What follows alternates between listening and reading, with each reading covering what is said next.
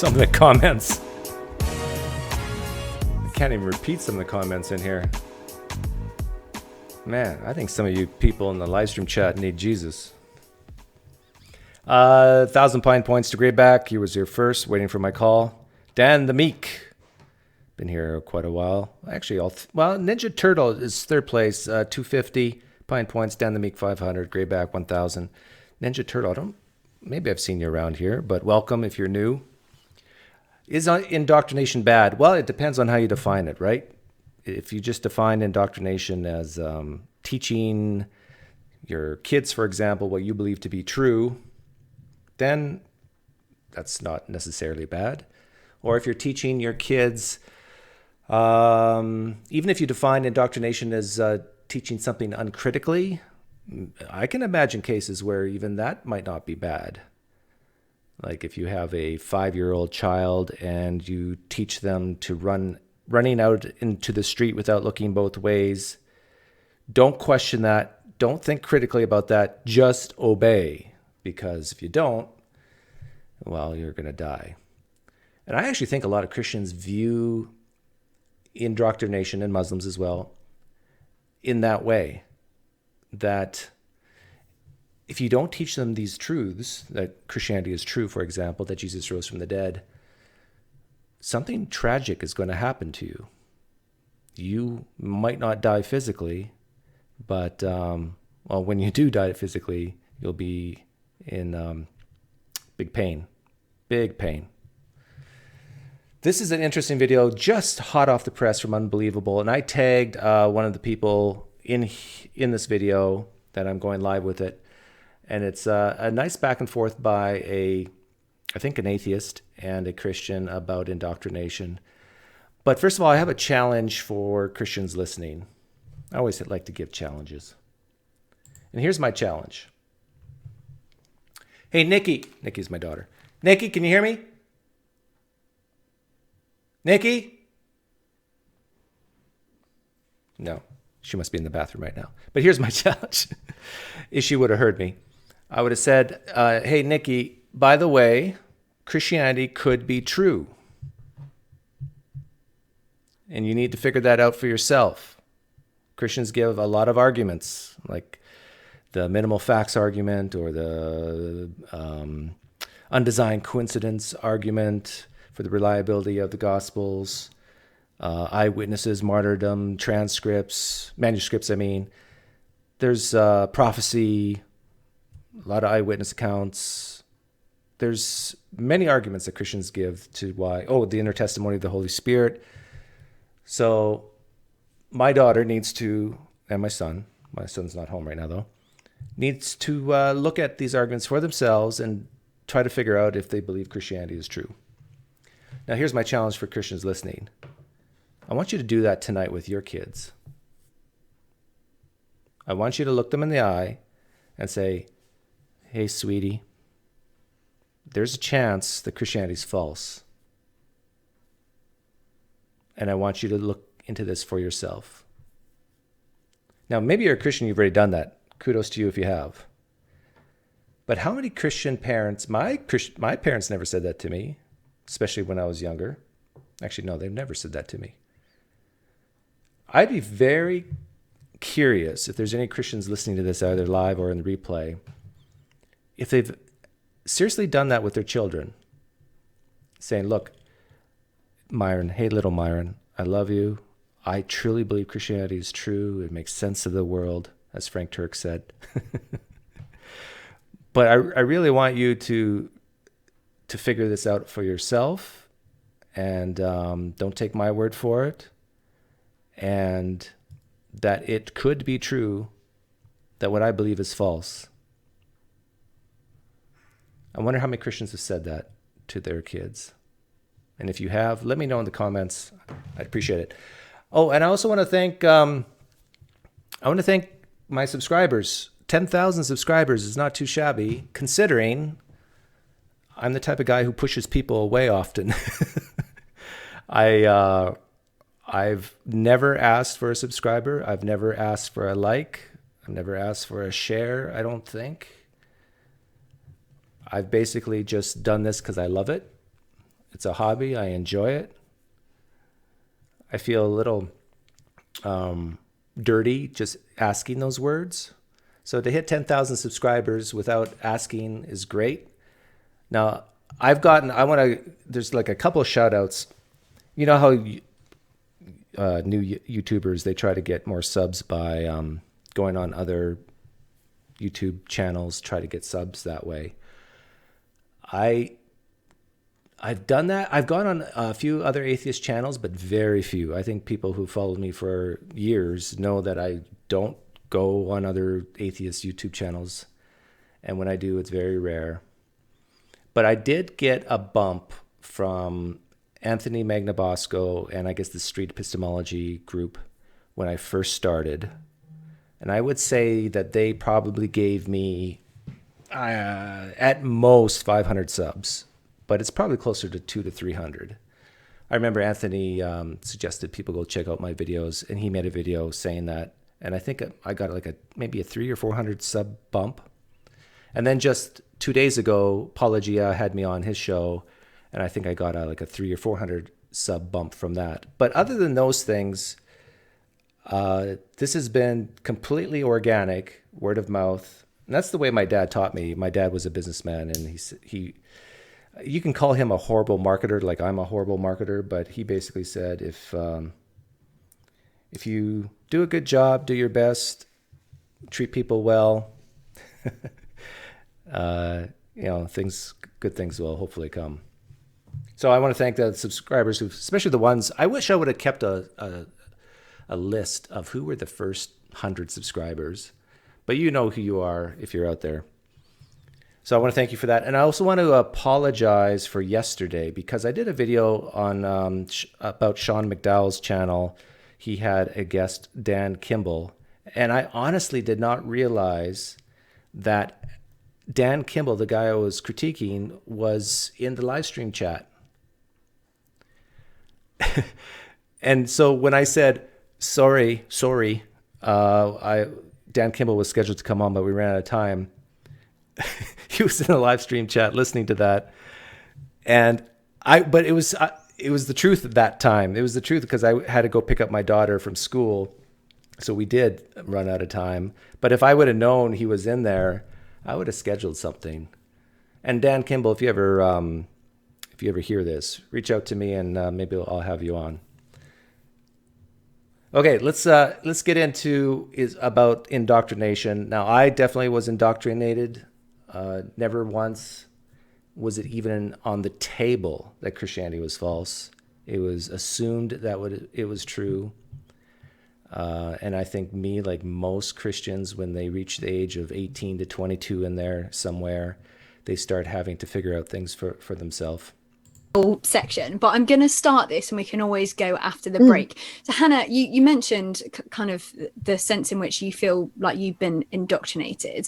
I'm sure you wouldn't use as strong a language as Richard Dawkins has done when he on various occasions has called sort of bringing up children in So again, this is from Unbelievable's channel. It happened just like half an hour ago. And the topic is raising kids Christian indoctrination. A particular faith as tantamount to child abuse. But I wonder, kind of, what do you think of that sense of bringing a child up in a way that I suppose they have no choice over whether they say yes or no to it? In some senses, yeah, like you say, is it indoctrination? I think any form of indoctrination, and I would go as far as Richard Dawkins, frankly. And it's really hard. It's really okay. So the woman at the bottom, I think her name is Hannah Timson. I think she's an atheist, and the guy I think both people on top are Christian. But it's mostly a dialogue, and I haven't listened to this other than a couple minutes, so I'm curious to see what they say. But I know that the top two people are Christian. It's really difficult because my parents, when they brought me up in the Christian faith, and I'm sure that any parent, more or less, who brings their child up in a particular faith isn't intending to hurt the child. In fact, the complete opposite. What they're planning to do and trying to do is to, initially, I think, save their immortal soul as well as make their life better here, right? So it is difficult to use the word abuse, but I would very much want to put out that actually I do feel like a lot of the things that I have experienced since leaving the Christian faith and the time that it's taken me to heal from a lot of the stuff that I've been taught by Christianity about my self-worth, and the fact that, for example, I am nothing without Jesus. I'm nothing without the love of God, which frankly, again, to me is... This resonates so well with me.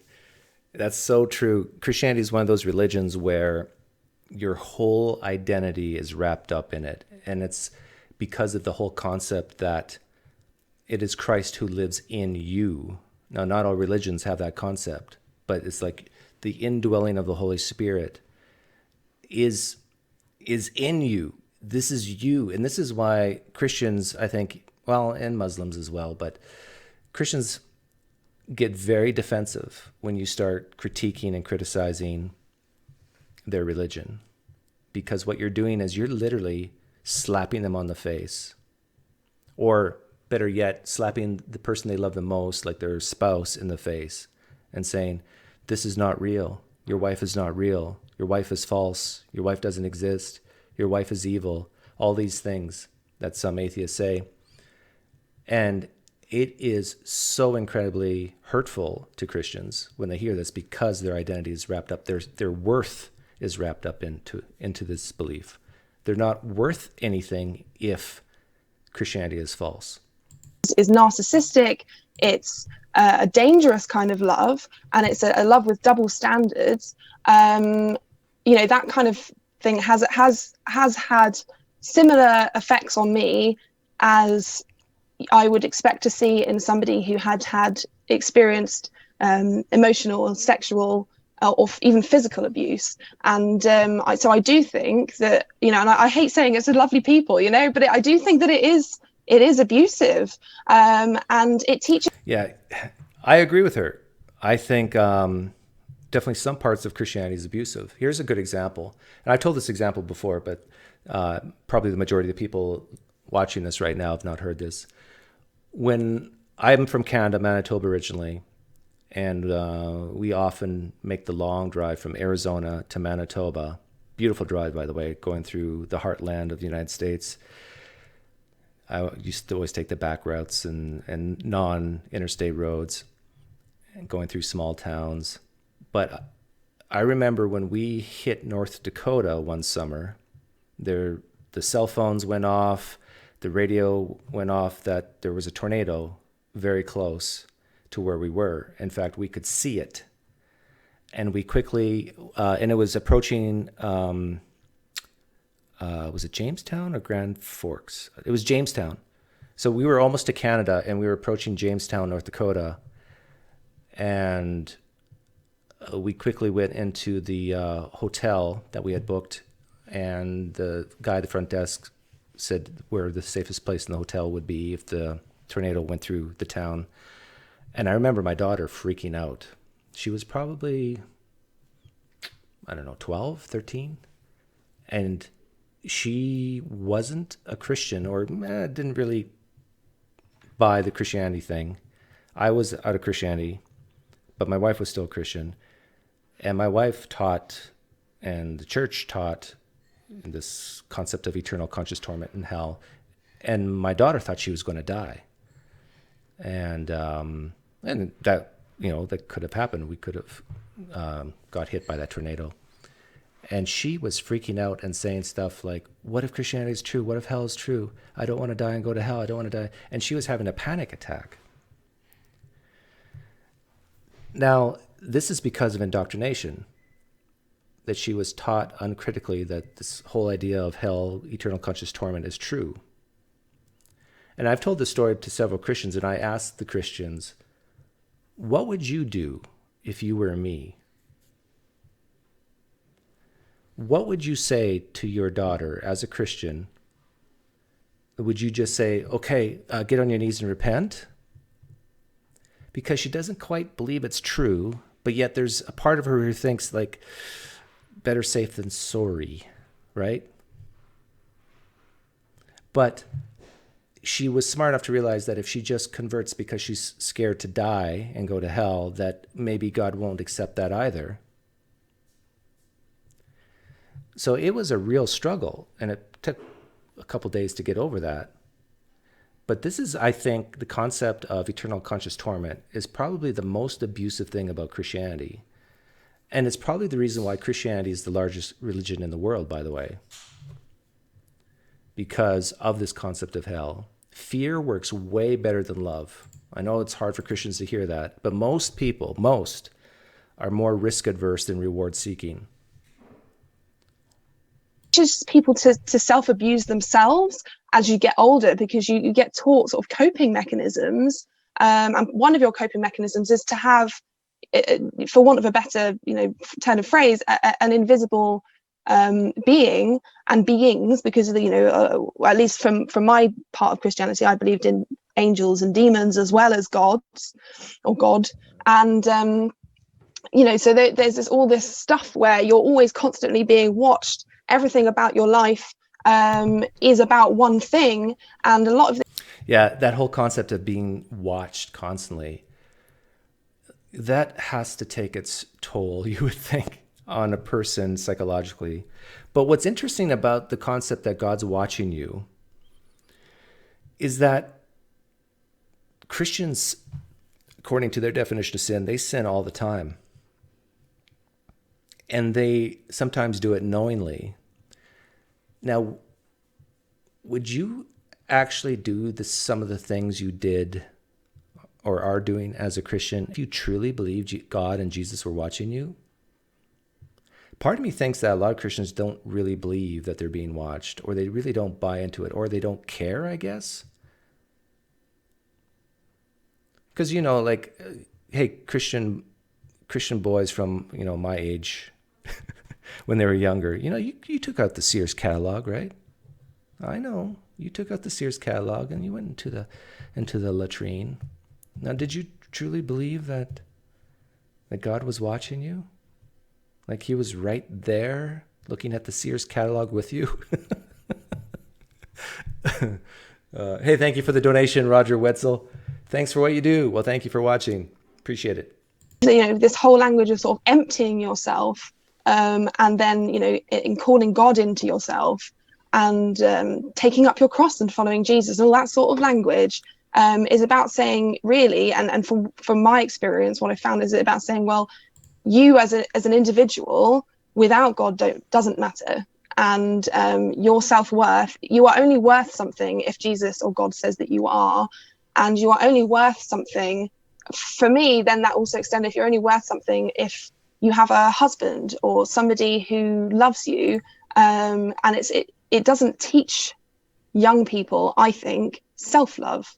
What it teaches you is to rely on other people whose love may be flawed. And I do believe that the love of Jesus or the love of God, who in my opinion is quite barbaric.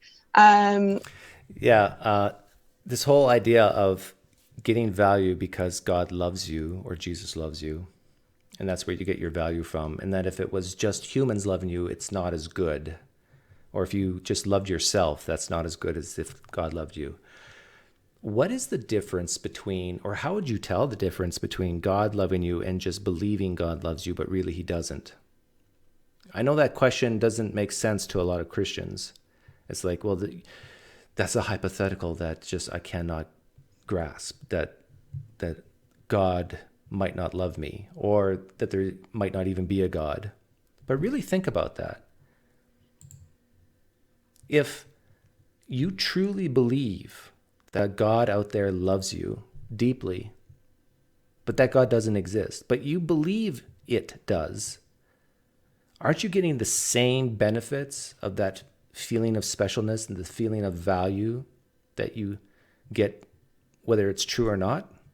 Because you believe it. This is like that placebo effect, that if you strongly, I remember George Costanza from Seinfeld, when he was giving Jerry advice on how to lie. And he basically said to Jerry, if you truly believe it, then it's not a lie.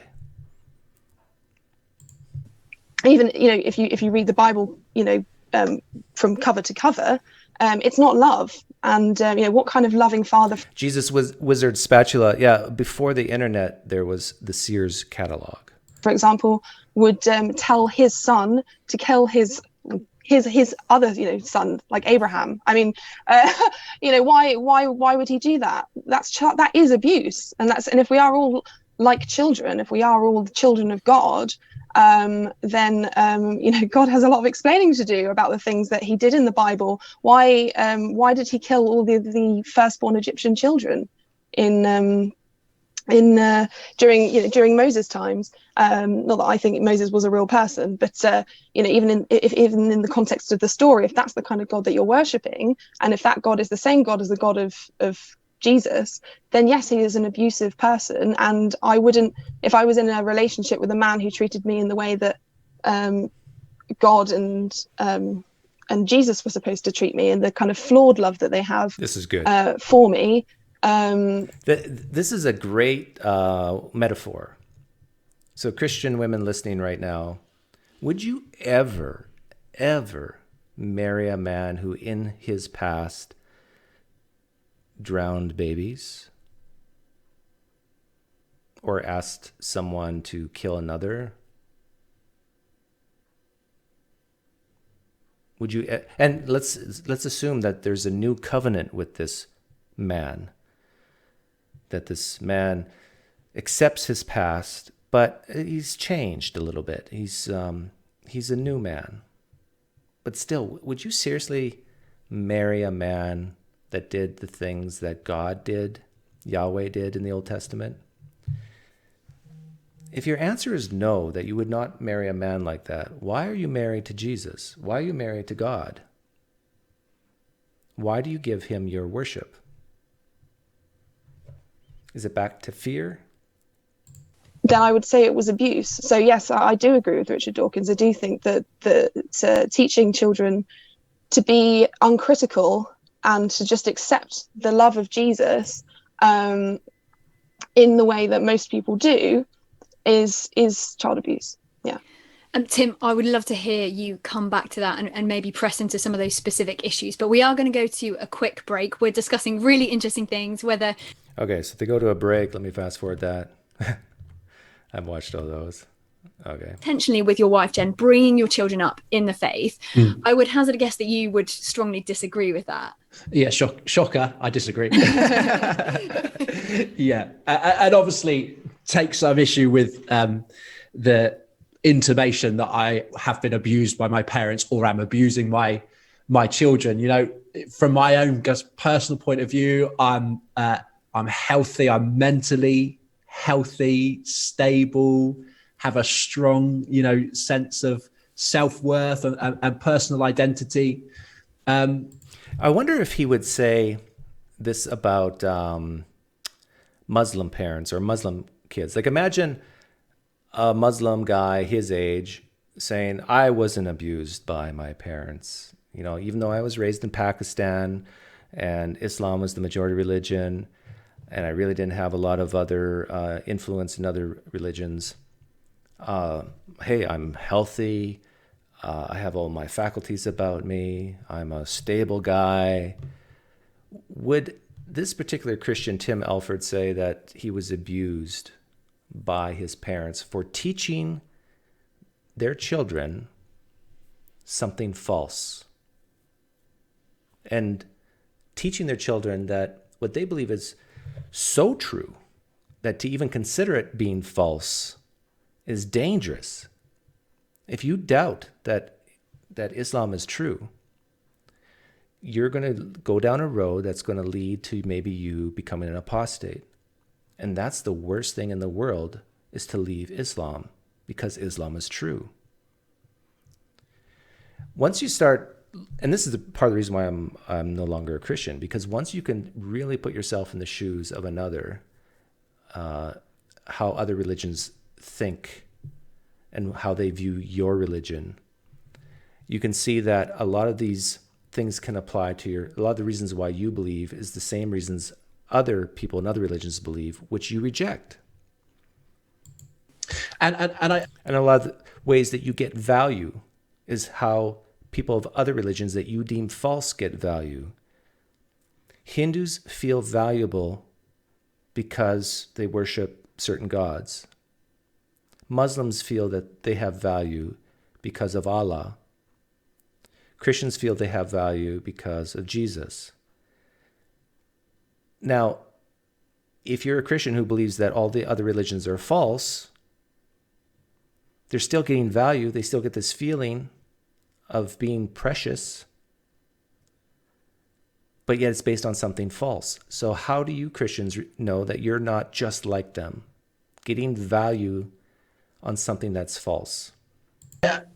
I guess one of the things that I mean, there's so many things in what you said there, Hannah, that I'd love to pick up on, and I won't be able to pick up on them all. Time prevents us from doing so. But I think one of the things that's really interesting to me from what you picked up was the idea about worth and the value of human life and where that worth comes from, and how that value is ascribed. I guess I think that's like a really interesting point that perhaps gets at some of the root of the issue here.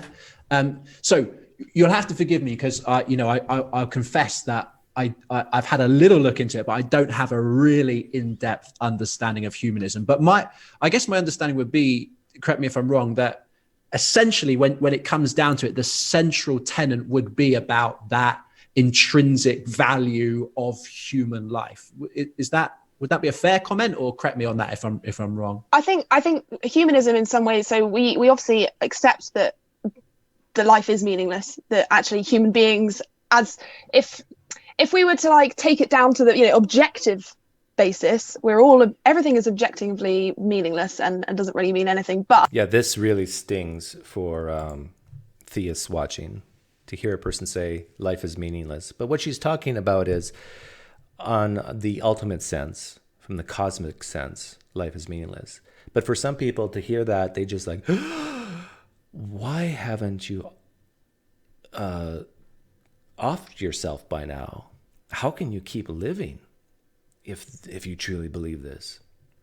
But it's important, if we want to see the growth and prosperity of the human race, to see the worth of human beings. And I think that quite often within humanism, it's about individual self-worth as well as our worth within the community, if that makes sense. It makes perfect sense, yeah. And I think my I guess my contention would be that is I would perceive that to be a really shaky foundation upon which to build a sense of personal value of worth.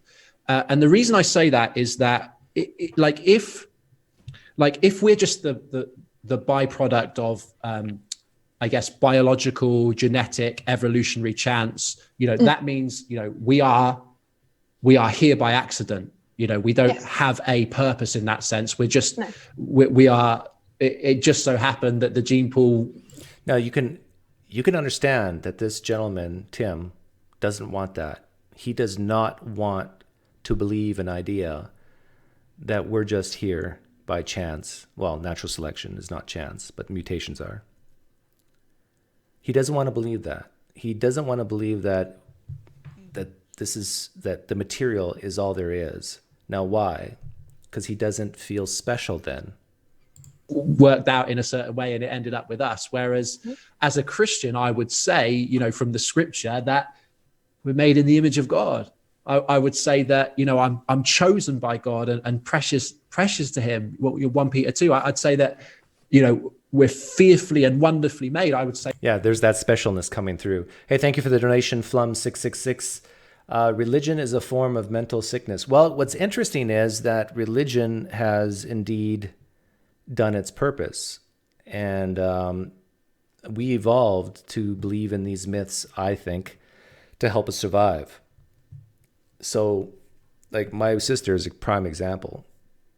Because she was a Christian, she survived at least 5 years longer than if she wasn't. If she was an atheist, she probably would have been dead 5 years sooner. Because she just felt that there's a God out there who's going to heal her from MS, and so she had to cling on. Hey, Tony D, thank you for the donation. Are the funds tucked away in my PinePoint account, FDIC insured? I may need PinePoints soon to rebuild after the economy crashes. No, the PinePoints are not FDIC insured, but you can rest easily knowing that Satan keeps a close eye on every PinePoint. Say that we've been knit together within our mother's womb, you know, Psalm 139. And so, which all of which says, I'm here on purpose. It's deliberate. I'm here not by accident, but by design. And to me, that ascribes a far greater value to humanity than something that is just, I guess, conjured up from within. Conjured up from within.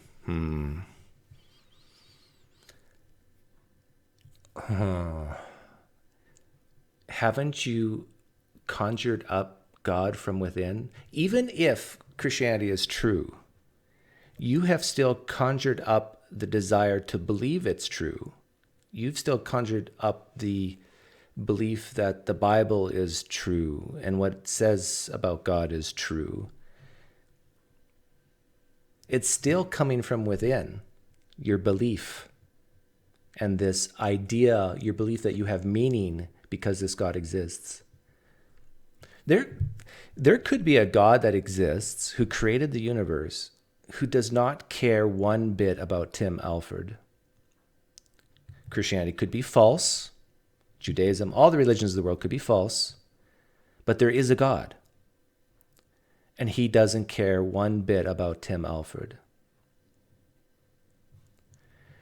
Now, you still have this God who created you. There's purpose. He wanted just to watch us humans fight with each other, love each other, whatever. We amuse this God. Do you still get value and meaning out of that God? Or does it have to be this special God who thinks you're special? My guess is the majority of humans are like this guy, Tim Alford, who, maybe I'm wrong about that, but who really desperately needs to feel special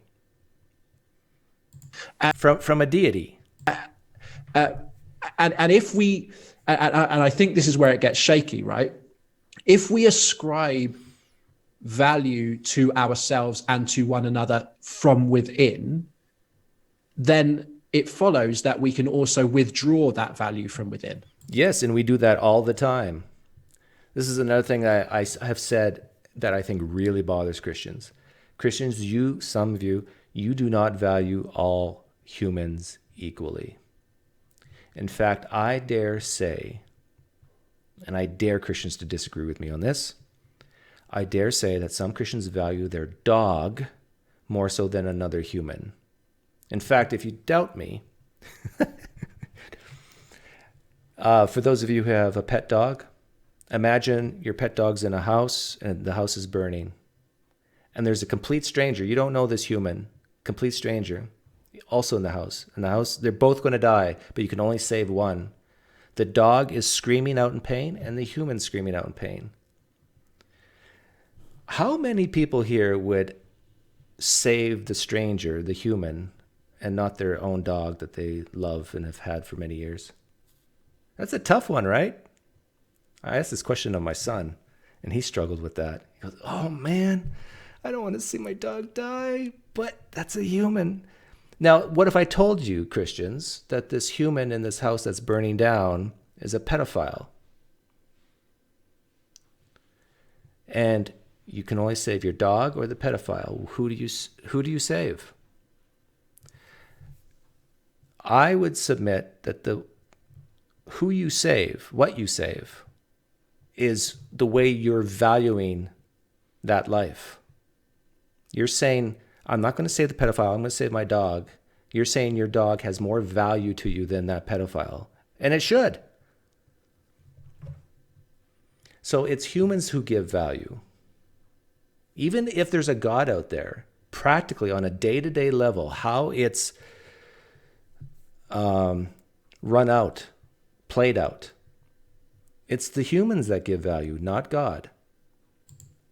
So I think by having an objectively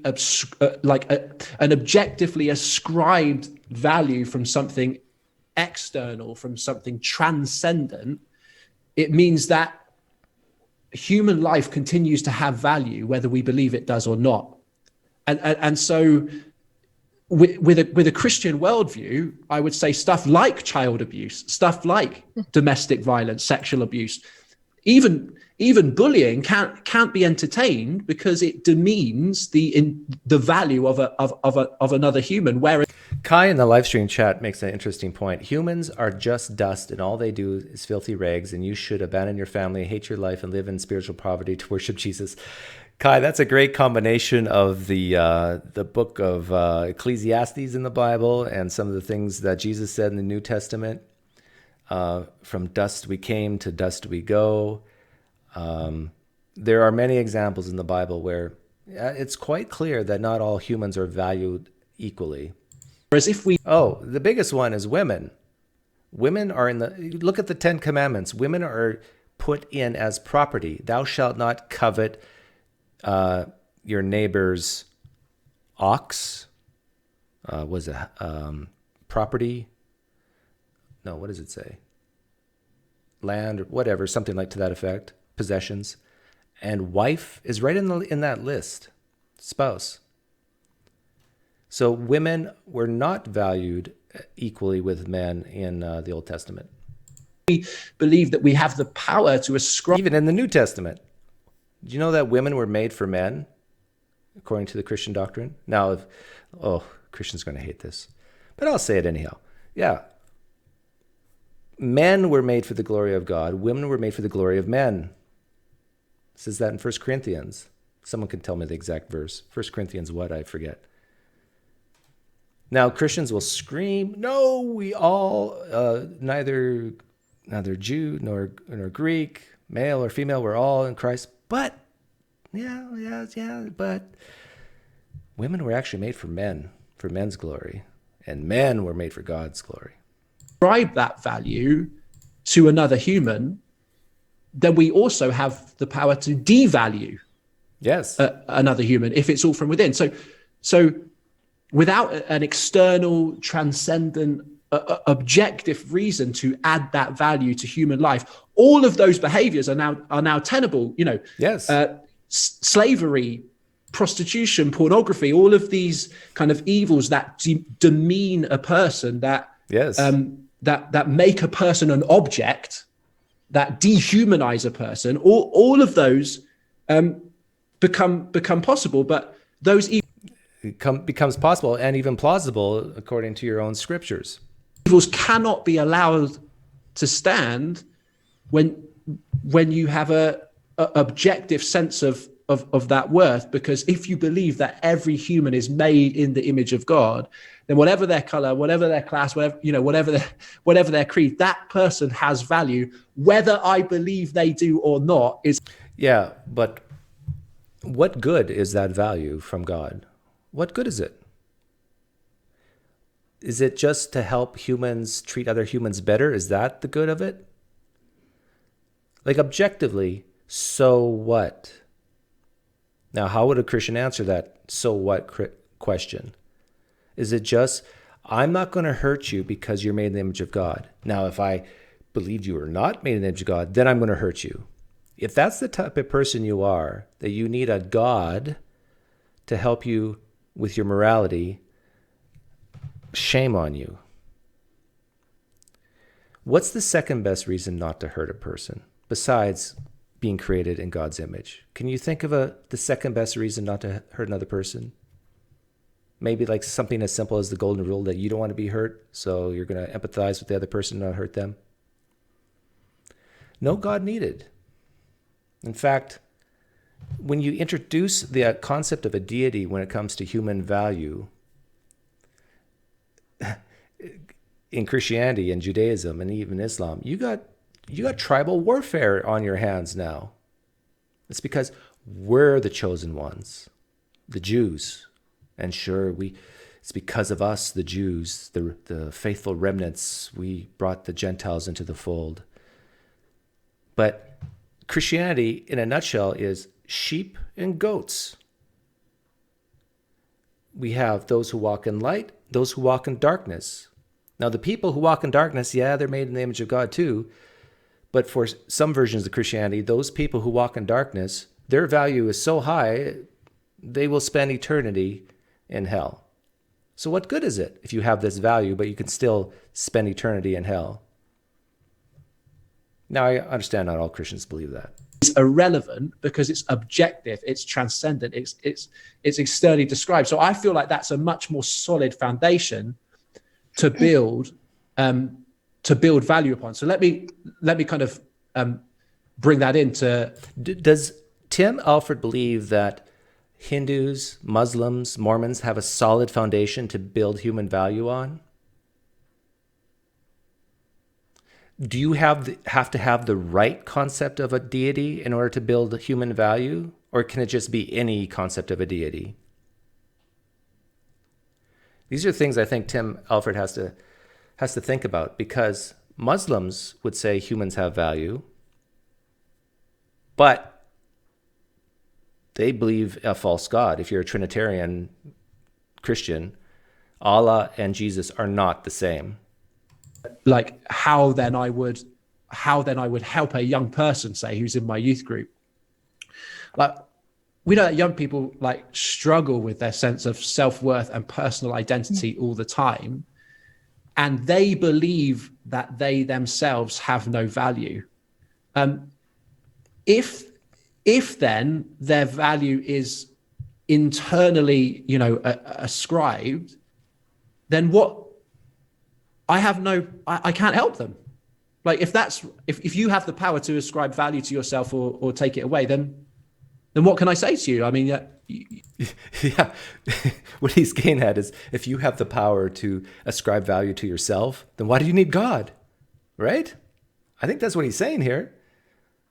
And I want people to be needy and need God. So don't ascribe self-worth to yourself, because then I'm at a loss of why you should need the love of Jesus. You feel like you're worthless. You have no self-esteem. But if I can say, actually, there's a truth that transcends what you feel.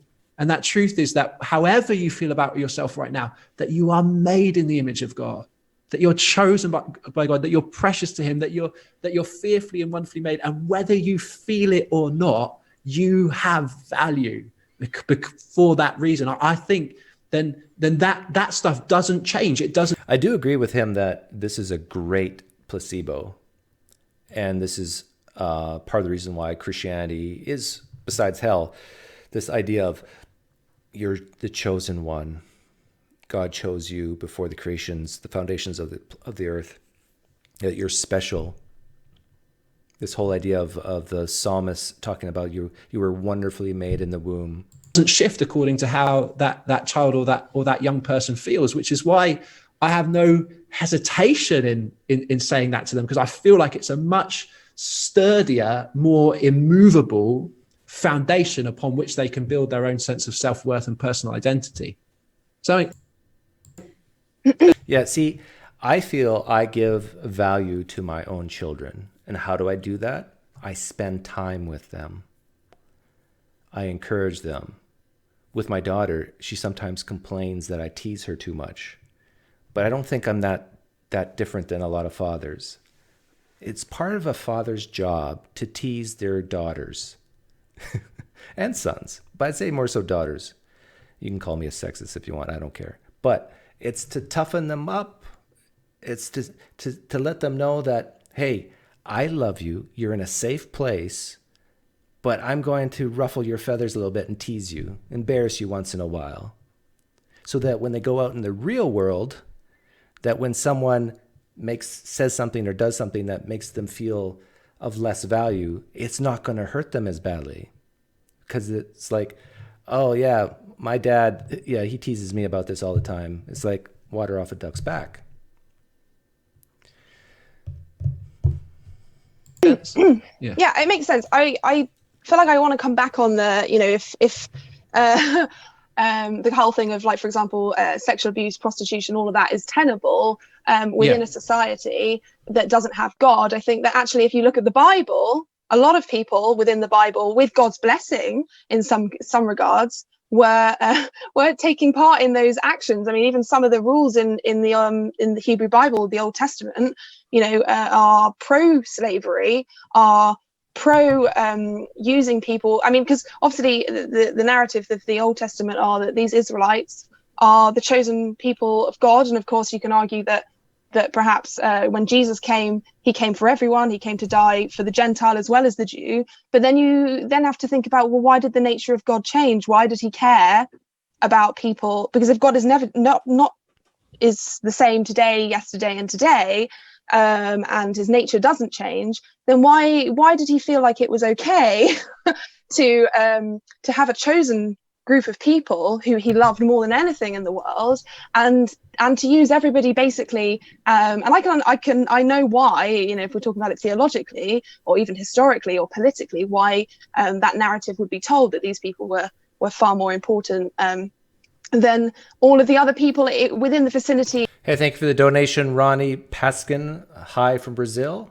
Yeah, I don't have too many Brazilian viewers, but yeah, thank you for the donation. That they were living in, God treated people as if they were bargaining chips, as if they didn't matter, and I yeah, think of the Book of Job. Like, Job was a pawn in some great game between Satan and Yahweh. You think that the God of the Old Testament, and if you think he's the same God as the Old Testament as in the New Testament, allowed those sorts of things to happen, and did see people as kind of meaningless pawns in his kind of war, in his. She even used the same language as me. War game, and played with people and used people and abused people. So if I'm made in the image of God, I'm also made in an image that then allows those things to happen too.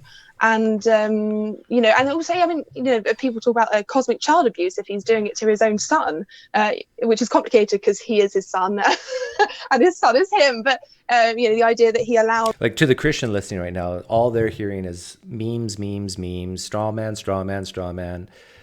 Yeah, they have dismissed Hannah Timson, like, oh, you're just, you don't know what you're talking about. I'm quite sure this is what's going through the mind, if they're even bothering to listen. God, this horrible image of, and if it really happened, to die for the sins of the world. He also allowed us to fall into sin, but then blamed humanity for the sins of man. And I find the narrative of Adam and Eve, or the creation story, to be quite scary, because it then puts on, well, I as a 5-year-old was a sinner because I had stolen some sweets or whatever. And even that, I was a sinner simply because I was born into this world. I was born fallen, I was born broken, and I needed God to save me. And that is the narrative that the majority of people I know are taught and teach. And that quite often, and I hate to say it as a... Do Brits say teach instead of taught? Again, to really nice people and to people who mean well. And I think that often, quite sometimes, abuse happens by people who mean well. People aren't often going out there to be nasty and abuse people, and they are often made with good intentions, but going out there to target vulnerable people who often feel lost and often don't have that. Great point by Hannah here. So often, Christians, and especially in the past, they will target the most desperate of the humans in order to convert them. You can think of people dying in Africa. They bring food. Christians bring food, but then they tell the gospel message beforehand. Hey, thank you, Brian Bosi, for the donation. God is dead, but he still lives as a fan fiction form in religious people's brains who still think we should take their position seriously. Yes, God is real in the minds of his believers. Self-worth in themselves, and that does happen with teenagers and children, although a lot of maybe under the age of 7, children tend to have a lot more self-confidence. And I think that society, it's not just a religious thing, will play into how teenagers grow up, and they lose sometimes that self-worth. I do agree with that. But then if you were to tell them that they need God and they need Jesus in order to feel important and in order to feel like they have meaning, then I think that you're mistaken. And we also need to, we also need to remember that it doesn't, all of the promises of an objective truth mean nothing unless you can prove it. And quite often we're going out there and we're telling. That's a good point. It's like, let's back up a second and ask the question, is any of this true to begin with? And even if it were true, ontologically, if this God exists and humans are created in his image, how would we figure out that that's true? Book says so. Telling children and we're telling young people. Because there's other books that say so, that are found in the Quran and the Book of Mormon. Do we believe those books as well? That this is the truth. This is, Jesus, the way, the truth, and the life, and not really explaining why, and often falling back on emotion, because young people are very emotional. I remember when I was a teenager, like, everything felt 10 times bigger and 10 times more exciting. And all of, I remember going to Soul Survivor and experiencing what I would now call mass hysteria when I won't say his name, but the guy who was leading the show would be, because it kind of was a show, would be like, the spirit is coming, I feel the spirit, can you feel the spirit? And then people would start crying over here and wailing and laughing in the spirit. But actually what it was, and it's a phenomenon that happens across the globe, not just in religious experiences, is mass hysteria. That's boy, she's just Hannah's just like grabbing a big bowl of spaghetti and just throwing it against the wall and seeing what sticks. It's like she's machine gunning this guy, Tim, with a whole bunch of stuff. I think, it's possible amongst adults, but it's far more possible amongst young people. Like the question, if I were Hannah, the question I would ask Tim is, what would be the second best way to get meaning as a human other than getting it from God? You feel things far deeper than other people, and I do think that makes them a vulnerable target for people. And I don't think that you're going out there or a lot of evangelicals are going out there with the intention of harming anybody. Not at all. In fact, probably the opposite. But what happens is you then take away their self-importance without the love of God and without the fact. So I can, as a... Yeah, and a lot of people who leave Christianity, a lot of them need counseling afterwards because they have to deal with this. Cognitively, they don't believe it's true anymore, but emotionally, they still miss this idea of an all-powerful God viewing them as special.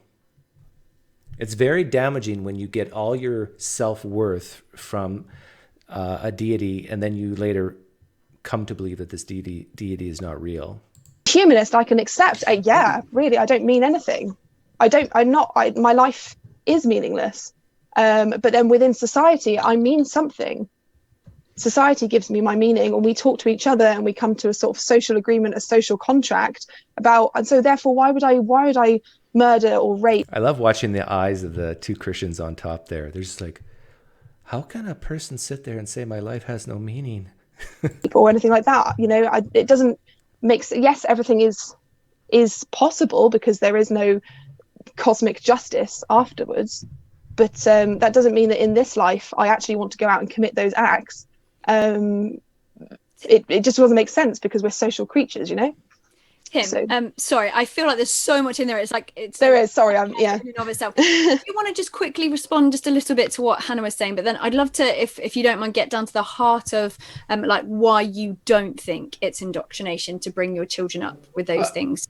I guess one nuance that I just want to kind of, I guess, correct there a little bit, Hannah, is that I'm not saying that without God you don't have value. I'm not saying that if you don't have a relationship with God, you are no longer a human that has value. What I'm saying is that whether you feel it or not, you have value, and whether you believe it or not, you have value, because you have been created on purpose, for a purpose. You're here by design. Does a bar of gold have value, Tim? Of course it does. Why does a bar of gold have value? Because humans have placed value on that bar of gold.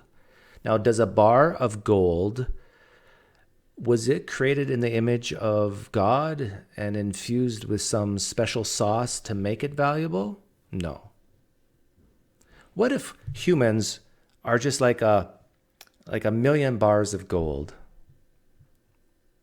you're made in the image of God, and that is unaffected by what you believe about it, or whether or not you choose to believe it. I just believe that is true of you. That's true I just believe it's true of every human, whether they would call themselves a Christian or a person of faith or an atheist or an agnostic or a humanist or whatever. That remains true. So I'm not saying that somebody's worth is dependent upon what they believe about God. I'm saying that their worth is there because they are a son, a daughter, a created. He's just saying it's true no matter if you believe it or not. He's just saying it's ontologically true. That's his point. Designed on purpose person here for a reason. That's I guess a slight nuance as how I would see it. Mm-hmm. So I suppose in your sense then, Tim, you see Christianity and belief in God as a good thing, which is why you would bring your children up in that. Yeah. Well, I mean, look, there's almost kind of like three perspectives, I guess I have on this.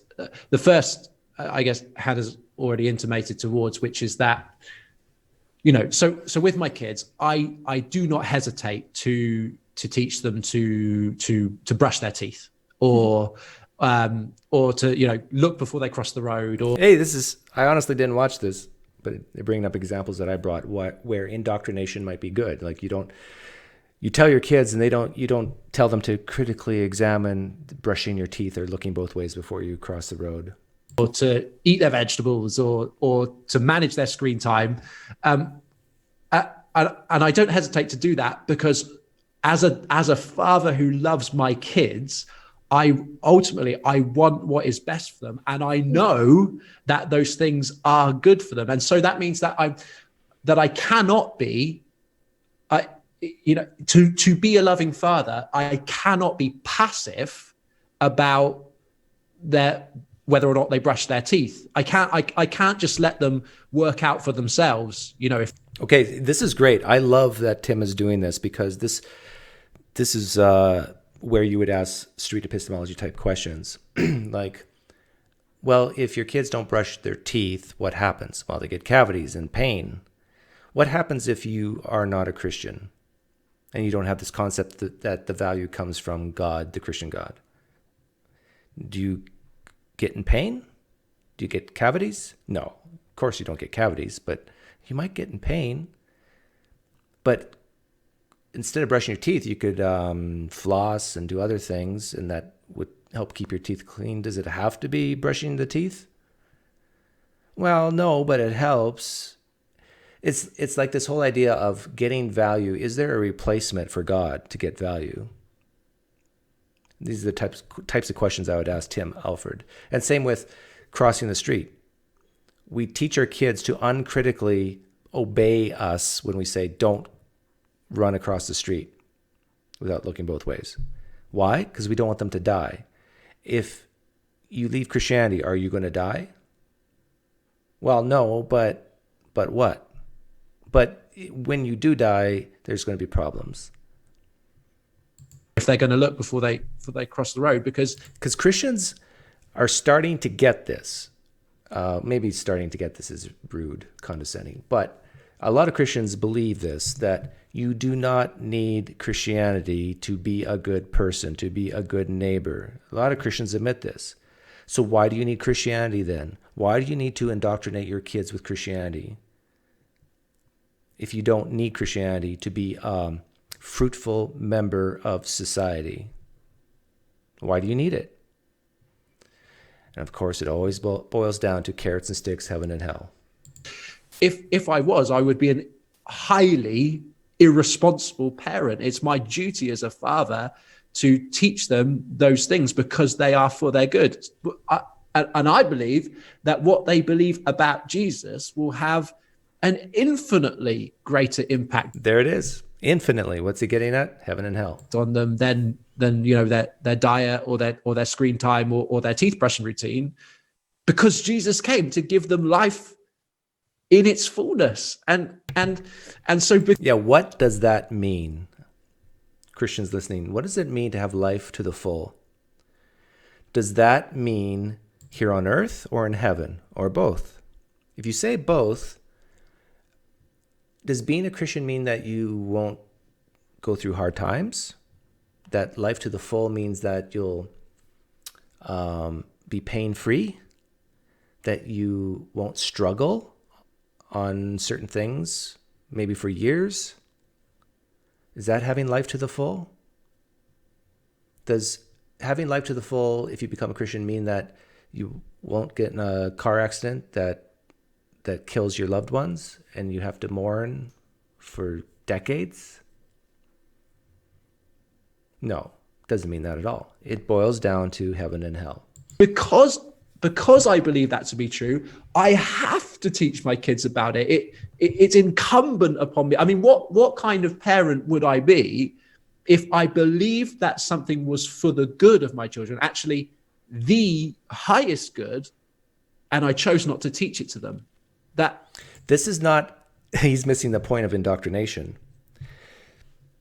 Indoctrination, at least according to this definition I pulled up, the process of teaching a person or group to accept a set of beliefs uncritically. So, Tim, you can teach your children all about Christianity all you want, but look them in the eye and say, by the way, what I just taught you might not be true. I believe it to be true. I'm banking on it. My confidence is extremely high that is true, but there's a chance I'm wrong and Christianity is false. I encourage Christians around the world to say that to your 8 to 12-year-old, or even higher in the teens. Look your child in the eye, like I did if you came late. Actually, my daughter was in the bathroom, but I've talked to her many times about this. I say, I don't believe Christianity is true, but it could be. Here's what they say is the reasons why it's true. Minimal facts, eyewitnesses, all those things. But I don't believe that's even close to sufficient to believe in a man rose from the dead. So that's why I don't believe. But you have to decide for yourself. And by the way, daughter and son of mine, you don't have to go to church if you don't want to. It's your choice. Now, I understand at a certain age, if you're a Christian couple and your kids are like 2, 3, 4, you can't leave them at home. Well, you could, but they might get in trouble. But at a certain age, I think if you don't want to indoctrinate your kids, give them the choice to go to church or not when they're old enough to stay home on their own. Or even if, there's friends or babysitters that want to come. Can you imagine the what's the word? The security in oneself. If you're a Christian, you can do that. Say to your teenage kids, you don't have to come to church. I remember when I was a kid, we all had to be in the car at a certain time because we didn't want to be late for church, and there was no discussion whether we were going to church or not. And when you're in church, there was very little discussion whether the core propositions were true or not. We would more or less debate about certain other things, how to interpret the scriptures. I couldn't do that, because, and so I am compelled to bring them up in the way of Jesus because I love them. I don't mind. And this is what Mormons do. They're compelled to teach Mormonism because they love their kids. Muslims are compelled to teach Islam because they love their kids. Wouldn't you want, Tim, Muslims to say to their kids that, you know what, Islam could be false? Wouldn't you want Mormon parents to tell their kids, you know what, I believe this is true, but it could be false. And in fact, even go one step further. Just like I gave my daughter and my son reasons to believe Christianity is true, give your children reasons why Christianity could be false. Steel man the opposing side. Can you do it? Can you do it? If you don't mind me jumping in, I understand that it's love, and a lot of parents do things for their children out of love, but we this sounds awful, but we have social services for a reason, because parents don't always know what's best for their children despite loving them. And wouldn't it be it's like Shots fired. I agree with her, but this is like very controversial topic. Parents don't always know what's best for their kids.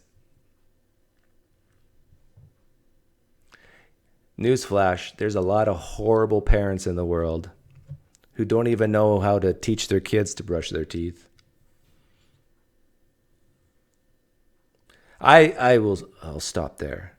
Be better. I mean, so using the analogy of free will, for example, I'm often told that we have. I mean, I don't actually really believe in free will. I'm a determinist. But say we take the Christian, like, liberal perspective of free will, and we say, you know, well, God gave God gave Adam and Eve free will in the Garden of Eden, because He loved them so much that He wanted them to make choices for themselves, whether to choose His way or their way. And the problem that I have with a lot of Christians, not all Christians, there are a lot of Christians who allow their children to experience lots of other things and don't tell them that Jesus is the way, the truth, the life, and without them they would go to hell or whatever.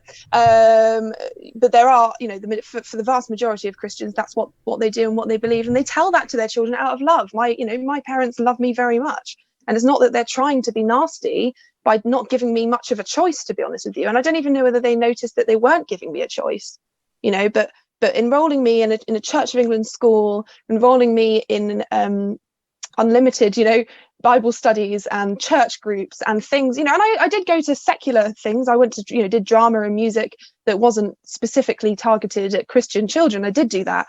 But the majority of my time was spent with people who believed in Christianity, who agreed with what my parents were teaching me, or agreed with what I then believed and what I then accepted. And I was constantly surrounded by that. So actually it wasn't a choice. And I know what you're saying is, you know, well, if I believe that this is going to save their eternal soul, then why would I not do it? I completely understand that. But the point I'm making is as a loving father, would it not be better to allow your children to choose God, not to enforce it? And enforce sounds really dramatic, as if you're like strapping their hands behind their back and, you know, telling you. What's your prediction of how Tim will answer on the question of, isn't it better to let your child choose? Like a gun at their head and telling them that they must believe in Jesus or else. That's not how indoctrination works. But would it not be better for your children to experience life, to talk to different people, to be able to use the brain that God gave them, if God exists, to rationalize? And I think that, you know, when in Britain we have the age of criminality is 10, and the age of reason is roughly about the same age. Wouldn't it not be better to then introduce it to them when they're a little older, so that they don't just develop positions where it, like, sort of self-beliefs that are just self-fulfilling, if that makes sense. Yeah. What do you think would happen if let's say I'm a god, and I make a decree and I enforce this decree, that no religion, not even the religion about believing in me, will start until the age of, actually, I would make it 26 years old, because that's when they say that the prefrontal cortex has stopped developing. I think that's true. So what do you think would happen to religion if no religion was taught? No ideas of deities, spiritual stuff was taught until the age of 26. You seriously think religion would survive? I don't think so. Because it still would, it would survive, but it'd be probably 5% of what it is now. And the reason why I say that is because just look at the conversions. How many people convert into a religion beyond the age of 26? Very few. It does happen. But usually those are the people that are the most desperate.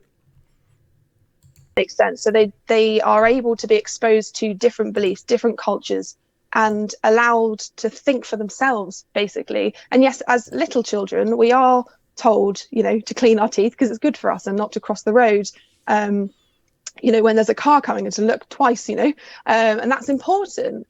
If I were Hannah, I wouldn't talk this much.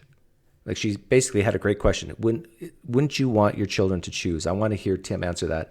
And my guess is that question is going to be lost if she keeps on talking. But I also think it's important to develop critical thinking, so that children don't just lap up dangerous and often,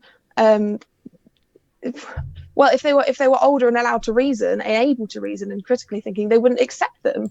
And there's a cult down the road from me. It's called the 12 Tribes Cult. We went there the other day, and they're all weird. And I think actually, frankly, and I think if you were to go and see that group of people, you would think that they were strange too. But they're Christian. They're like Messianic Christians, and they have groups all over the world, and they bring their children up in those communities, and all those children ever know is that community and those people. And obviously you could probably say that the way that they bring up their children is probably kind of wrong, like, because they're not exposed to a lot more things than just the beliefs that particular group have. But because we live in a secular world, I think a lot of parents think, well, they are exposed. But I wasn't really, and I don't know what you do with your children, but yeah. So I do you mind if we just go into that a little bit? Because Tim, obviously, you're a youth worker. You've been a youth worker for years as well as a dad. You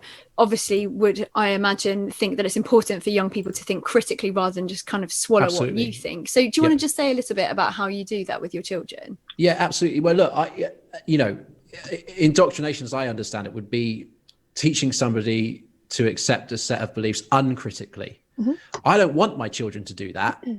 Perhaps, ironically, you might suggest, because I think if they accept it uncritically, that's actually a really weak foundation for a life of following Jesus, because they won't have asked robust questions. And so when the time comes that if I've sheltered them or hidden them from wrestling with the big questions, then when the time comes that they which it would already be the case, I guess, that they are faced with different views from my own, their faith will just unravel, because they've never been able to ask this question. So I want them to dig deep. I want them to reflect critically.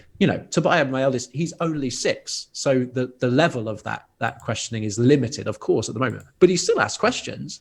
And I never see, but this is a little different. Like I hear what he's saying. Tim is saying, I want them to ask questions, and he's going to give them answers. But I would challenge Tim to do the opposite. I mean, you ask the questions, and for example, ask your children, okay, in 3 days, I want you to give me 10 reasons why the New Testament is not reliable. I wonder how many Christian parents do stuff like that. Okay, this time next week, I want my kids, to come up with the top 10 contradictions that even Christians find hard to harmonize. Go, do it. Okay, kids, give me, I want you to research for next week 3 philosophical arguments for God and their rebuttals. Now that's maybe for the older kids. But I think what Tim is just talking about is, I want my kids to ask questions, and don't worry, I got all the answers. Yeah, this happens all the time. But not what I'm talking about. That doesn't happen very often. I would never say, just accept it, as you suggested earlier, Hannah. I'd happily engage in that dialogue and share my perspective and what I would understand. I would happily say, that's a really interesting question. I don't know, because I don't believe myself to be the oracle of knowledge.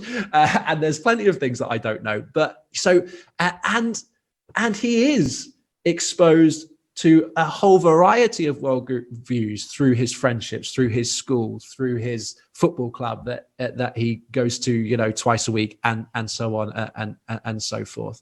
And so, yes, I do want them to engage with it critically, but ultimately, my conviction is, my deep conviction is that it is for their good, and so for that reason, I don't have any hesitancy in being persuasive and effusive about the relationship I have with Jesus. Why would I? How could I not? Why would I not want to share that with them? It's absolutely transformed my world and continues to transform my world. Islam has transformed many Muslims' world. People's lives have been radically changed and transformed through Mormonism. You know how many people were on death's door and or they were sick and ill, and then a Muslim knocked on the door and converted them to Islam and Mormonism. And then they grow up and it's like, look what Allah has done for me. I have to share this with my kids. And I guess I would say this, Hannah, like, I'm going to wrap this up soon because I'm going to be interviewed. I'm going to keep this all in one video. Maybe I'll cut it apart after this. Yeah. Even if I was to bring them up, like, I guess, neutral, like I won't say anything to them about God. They can just be exposed to different worldviews as those worldviews expose themselves. Okay, firstly, they won't be exposed without bias because our culture has deep bias on a whole load of things, some of which I'd agree with, some of which I wouldn't. So the question is for Tim is how do you lower those biases? What is the best way? That's if I was Hannah, I would ask him that immediately. So it's never neutral. It's No, of never course. neutral. And secondly, the other thing I would suggest is that even if I wanted to bring them up like that, that is still a worldview. That is still a belief system. That's still a set of beliefs. Even though that set of beliefs is neutral about God and the reality of God and Jesus and his involvement in our lives and who Jesus is or was, if you don't believe he rose from the dead. He sounds like a presuppositional Calvinist right now with what he's saying. Then even if I brought them up in that way, I'm still imposing, if you want to use that language, a worldview of one kind or another upon them. It's no less or more a worldview or a set of beliefs. Yeah, I'm going to stop it there. Basically, my advice to Tim is to teach his children maybe at the age 10, 12, 14, other worldviews, other beliefs, and test them on it. Do a little Christians love homeschooling. Have a little homeschooling session on the top 5 reasons why Islam is true, the top 5 reasons why Mormonism is true, the top 5 benefits of Taoism, the top 5 great things about Hinduism. Have your children put themselves in the shoes of someone who really believes in a religion that you deem false and see if they can defend it. Man, can you imagine if every child was raised that way? It'd be a much different world. Okay, so I have a guest coming on here, actually, who's going to interview me. Let me hang on a second. Let me get things set up.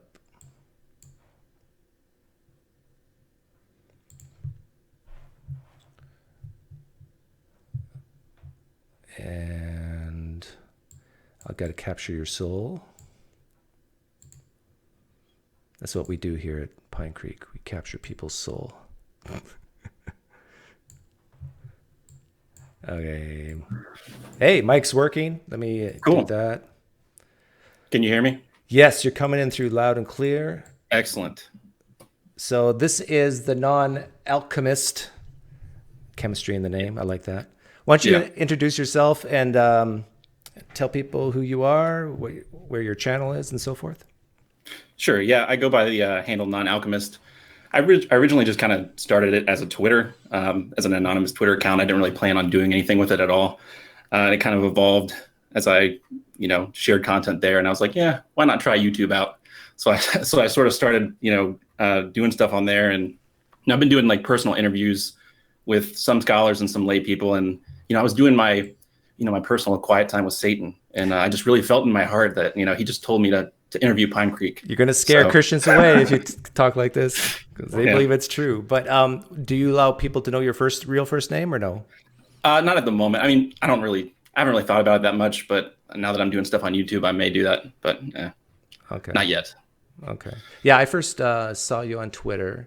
And you know what? This, I don't know if you want to put this on your channel later, but I noticed a change in you. What do you mean? Well, don't throw that Greg Kokel stuff at me. What do you mean? How did you come to that conclusion? I don't know. I just get a sense that you're becoming a little more punchier, which I like, or a little more direct. Maybe that's a better way to say it. Yeah, I would say so for sure. I don't know. My main goal with the content that I put out is generally to undermine in what I take to be fundamentalism, and that can be somewhat subjective. But I don't know. Yes, I've been getting a little punchier. I think that's fair. Okay, but yeah, if you want to interview me, ask me whatever you want. Sure. Yeah. Well, I mean, originally I'd written some questions down as if you were coming on my channel or something like that. So we can just just pretend this is your channel, and then you can just cut it up the way you want. So like, poof, I'm here on your channel. Yeah. Poof. Yeah. So we'll pretend. All right. So today we have PineCreek joining us. So tell us a little bit about yourself and your content. Like, why did you start doing what you're doing right now? Let's see. I started 4 years ago. I started on a platform called Blab, which was amazing. It's like people could watch. Are you familiar with that platform, Blab? No, I've never heard of it. Yeah, it existed for, 8 months, and then it was too expensive for the people to operate. But I was on that platform basically doing street epistemology type stuff, conversations. Then that died, and then I went to another platform, and that died. And so I ended up just on YouTube. And I just started slow. The whole goal of my channel was to entertain myself. Mm-hmm. So I wasn't trying to change the world or anything like that. I was just, sometimes I would watch something, and I'm sure you get this as well. You see some YouTuber say something, you go, that's not right. Someone's wrong on the internet. And so you feel this strong desire to get in front of a camera and say why you think it's wrong, or maybe a better way to go. So, and it's just been slowly growing from there. I've been atheist for about 10 years now. I was raised Mennonite from birth to, I'd say, age 15. I left home at 15 to go to a private Christian school, Mennonite school. Age 18, I went to university, and then I started switching churches, going to a whole bunch of different types of churches, like Pentecostal, MB Brethren, which is kind of Mennonite-ish, but not really. So yeah, I went to several different churches, got a different vibe and feeling of what Christianity was all about from different denominations. Went from more the legalistic to more the relationship, having that personal relationship with Jesus. Spent many hours in churches crying, and because I'm feeling the love of Jesus, I really felt I was valued as a person because I experienced Jesus to the full. Just the stuff this guy Tim was talking about. And you were crying in churches, and now you're like dead inside. What happened? Age, I tell you. I mean, once you lived a few decades, you start to when you get beat up enough. I think I started doubting, like most people, right around 9/11, and I think I was in my early 30s around then. But I really started doubting age 35 with the internet boom, fast internet access to many things, and just I've lived in Canada, now I live in Arizona, experiencing different worldviews, different people. Like even the Mennonites in Arizona are way different than the Mennonites in Canada, and I was like, whoa, like this is strange. People actually have different views on things, while even calling themselves the same label. So I started looking at my beliefs from a third-party perspective. I think that's the best way to explain why I left Christianity. And that's the first thing. Second thing is I left because I started laughing at myself and my beliefs and saying, yeah, that's pretty stupid, some of the stuff in the Old Testament. Yeah, that's pretty funny. And Mr. Deity was one of my favorite channels at that time. And what was the third thing? Outsider test for faith, third-party perspective. Oh, not fearing hell. I think that was huge. Not for some Christians, not fearing not going to heaven. Basically being okay, valuing truth so much that you were willing to go to hell for it. I know that sounds weird, but... Well, that's interesting, though, because I think you, if I remember correctly, you were within a Calvinist church for us, maybe near the end. Yes. Where you kind of, so I remember kind of coming to the conclusion enough. I mean, this is going to sound blasphemous, but I was kind of like, because they believe that it's confessional Calvinism at least grants the possibility that, some infants might be experiencing eternal conscious torment if they died in infancy. Mm-hmm. And I remember thinking, like, if that's true, save me a seat in hell next to the dead infants. Yeah. Like, and I, that when that occurred to me, that was kind of it was a shock to me even, but like, I empathize with what you just said. I guess that was my version of it, I guess. Yeah. When I do videos on people trying to defend the Old Testament atrocities and they say, oh, they're just relocated into heaven, like some apologists say. And I like, no, there are some Christians out there who truly believe that some babies, when they die, their fetus or their little tiny bodies burn in hell forever. Like, yeah. How sick of a belief system is that? Yeah, that was kind of other than Christian, there were things that about Christianity in general that made me leave, but Calvinism, it was really wrestling with that moral dilemma. That was kind of like what punctured it. And I was like, I just can't, the cognitive dissonance was too strong. There was no way. But I left without becoming a Calvinist. I went to a Presbyterian church for, I think, 3 to 4 years, but I never. Oh, you never were? Okay. I never bought into it. No. Okay. In fact, I loved poking and prodding the Calvinist Christians in the adult Sunday school. It's like, John 3:16, really? God so loved the world? No, you don't believe that. No, you don't. God so loved the elect. Yeah, the other thing too, that you were saying, that like third-party stuff and kind of learning to laugh at your beliefs. I know my brother became an atheist before I did. He's a younger brother, but growing up, I guess maybe when he was a teenager and stuff, he would be pretty rigged. This is part of the reason I feel like I'm becoming a little more punchier, is because I know that it does work on some people if it's done right, if it's done well. And so, he would be punchy with me with like the Old Testament stuff, like pointing out like the genocide, and I would get my feathers would be ruffled in the moment. But now looking back, I have like the hindsight, and it's like, I would say that was actually really, really important for me moving away. And I don't know if it's different because, he was my brother. So yeah, I had a certain respect. Right. There was so that's why, like, I'm punchy, but I try to do it in a way where if people try to poke holes in it, it's really hard. Yeah. I don't know. But yeah, I see the value in that a little bit just because of my own experience. But yeah, that's interesting too. I don't want to go on another rant, but like you said, 9/11. So I was like in elementary school when 9/11 happened. So it's interesting to hear people that kind of. You're a youngin'. Yeah. I guess I was in elementary school. Yeah. So it's interesting to hear people that are a little older. Can you talk about that a little more? Like, what exactly, how did that flesh out your doubt regarding 9/11? Well, you basically, for most people during that time, you realize that religious beliefs have severe consequences. And it's pretty hard to imagine why someone would get in a plane and crash it into a building, killing thousands of people. It's not for the money because they're dying. It's not. It's not. Maybe it's for the fame in retrospect, but there's a good chance these people really, truly believe this so strongly that they were willing to die for it.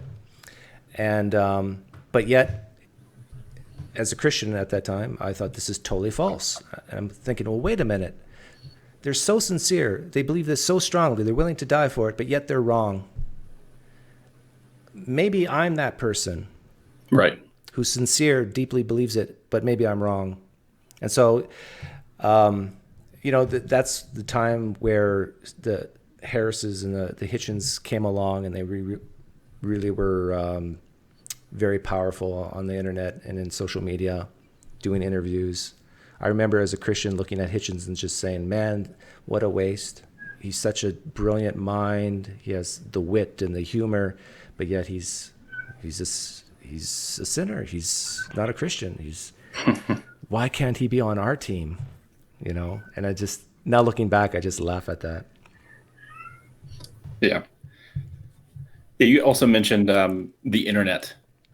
How did that was it just the access to information to kind of fact check stuff? Was that for you? Well, yeah, that, and also hearing people make fun of religion, but in I don't want to say a respectful way, but in a clever way that it doesn't get your defenses up. This is why I mentioned Mr. Deity. I don't know if you're familiar with his channel. I don't think so.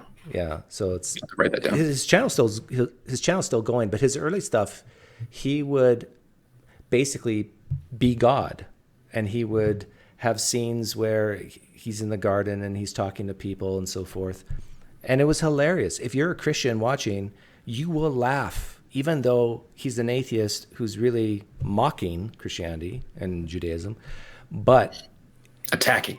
he does it in such a way you don't even realize it. And you find your defensives coming down. The most dangerous thing for a Christian, if you want to stay a Christian, the most dangerous thing is for you to let your defenses down and actually laugh at your own beliefs. If you start finding yourself doing that, I tell you, you need to go back into church, surround yourself with your friends who are Christian, because it's the dangerous place to be. Yeah, I noticed too. Well, this is kind of a random observation, but I saw that you got on Apologia's channel recently too. That was interesting. I didn't expect that. Yeah, I didn't expect it either. It was he messaged me on a Wednesday, and hey, can you do something? And I said sure. And so it was done by Friday. So it was just very spare the moment. Yeah, it was. It was basically all of your thought experiments. Well, not all of them. I don't watch every single thing you post, but I'm familiar enough to know. I think I've heard those. I think it was maybe 3 to 4 that you gave, and then those were the famous ones, I guess. Yeah, that was interesting. That was a pretty interesting one. Let's see what else. Where else was I going to go with this? Yeah, the flying man experiment fails, Doug. I actually agree with you that it hasn't caught on as much as I'd like, because I think it's the most powerful thought experiment ever in the history of all mankind, because a lot of Christians will, when you start asking them why they believe, they'll say something, and then when you cast doubt on that something, they will play whack-a-mole with you and go to the next thing. So I experienced God in 1984 during summer camp, and it was real, and I saw an angel and it was powerful. I saw a demon, it was powerful. And then when you bring up outsider test for faith on spiritual experiences, they say, but I got more. Like, just wait and see. Like, I got the thousands of manuscripts and so forth. And so what the flying man thought experiment does is basically introduce the cumulative case piece by piece, and then ask, do you believe my great ancestor could fly unaided? Based on a creed? No.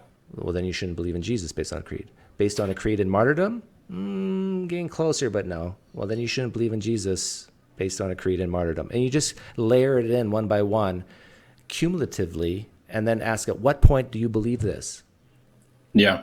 I think I remember, I don't even know if I watched the whole thing, but I think Randall Rouser made a video, why Doug's flying man experiment can't get off the ground or something like that. He totally missed the point. Well, that's what I was going to say. Even if, it sounded like my mic went down. Even if, hypothetically, I didn't really dig deep into it. I think his point was the way you laid it out isn't precisely the way that the evidence for Jesus would be, or something like that. But even if you grant that, the point of it is to show that for most people, I think if you use that on most people, they would be able to see almost immediately that their standard of evidence is different for some miracle claims than others. And even if it's the case that it's not a complete match with the evidence for Jesus, it still works as a thought experiment. Yeah, and this is why I think the flying man is better than, let's say, using outsider test for faith using Islam, because all Christians say, but the New Testament says, the Quran says that the Gospels are true, and the Gospels say that the Quran is false, and so blah blah blah blah blah. But if you take a purely hypothetical, imaginary case, and just this is why I laughed at Randall Rouser when I read his blog. It's or watched his YouTube video on it. It's you're missing the point. I can give you the exact same pieces of evidence for the flying man as for Jesus. You can even write it for me. But we just introduce it step by step. And yeah, I think he would just say, well, then you should probably believe in the flying man. Right. That's what they want to do. But the right. way you stop them and you say, no, let's go through it step by step. And I'm curious to know, at what point do you believe in the flying man? Where does your scale of disbelief become belief? And that's the real interesting question. Well, I mean, personally, I think that religious experience plays a huge role. I mean, obviously, I think we would agree about that, granting certain kinds of evidence. But it was interesting, though. I didn't actually go through, but I remember maybe it was a year ago. I kind of used the flying minute because I still have a friend that I smoke cigars with from my Reformed church, so I didn't get totally cut off or anything like that. But that's good. Yeah. So, well, not totally. I mean, some people, but anyway, I kind of gave that thought experiment. It's like, okay, well, imagine my wife. Imagine like me and like 4 other witnesses, and my wife. We said my wife flew off the Grand Canyon, and we're standing right in front of you. Would you believe that? And he's like, no. And then I was like, okay. Yeah. 4 direct eyewitnesses, and you would be skeptical. And then kind of try to apply that a little bit further. But I think he realized it. But again, I think it's religious experience for most people that kind of tips the scale, or like they view the evidence like it's almost like if you point that out, they would know that in another situation they wouldn't believe it, but they do it in this one because they, have the personal relationship with Jesus, I guess. But like I think most Christians, for example, and Muslims, they would say that if their spouse came up to them and I saw a person who they both went to the funeral a month ago, and the spouse comes home and says, I saw that person walking on the street and I talked to them. You would not believe your spouse that you know and trust more than anybody on the planet, and yet you believe a 2,000-year-old text. You would say your spouse had some type of experience, but we should go to the doctor. Like the first inclination is not that it had happened, that there's some other thing going on here. So if you're not going to believe your own spouse that a person rose from the dead, why are you believing 2,000-year-old texts? Got some splaining to do, Christians. Yep. I think one of the other things too, even though I have gotten a little spicier and I've kind of shown it a little bit even on this stream, I still one of the things I think we may slightly disagree about is I still think there's still value in philosophy and stuff like that. I would say a lot of times it's because the people that want to. Oh, sorry, your connection is going. No, I'm kidding. You said philosophy. Well, I'm not gonna go on a big rant about it, but I was gonna give my little. Okay, never mind. Let me say this. I was like, he's clicking. Before you start, I want to say I don't hate philosophy. I dislike philosophy religion, and I more so just dislike philosophers in general because they talk too much. Yeah, I mean, most of the time for my own content, I don't know if you've ever read any of my blog posts, but like I'm usually pretty informed, but I try to make it short. I try to make it readable, and I try to distill it accurately, even if it's complicated. So I have sympathy with what you're saying.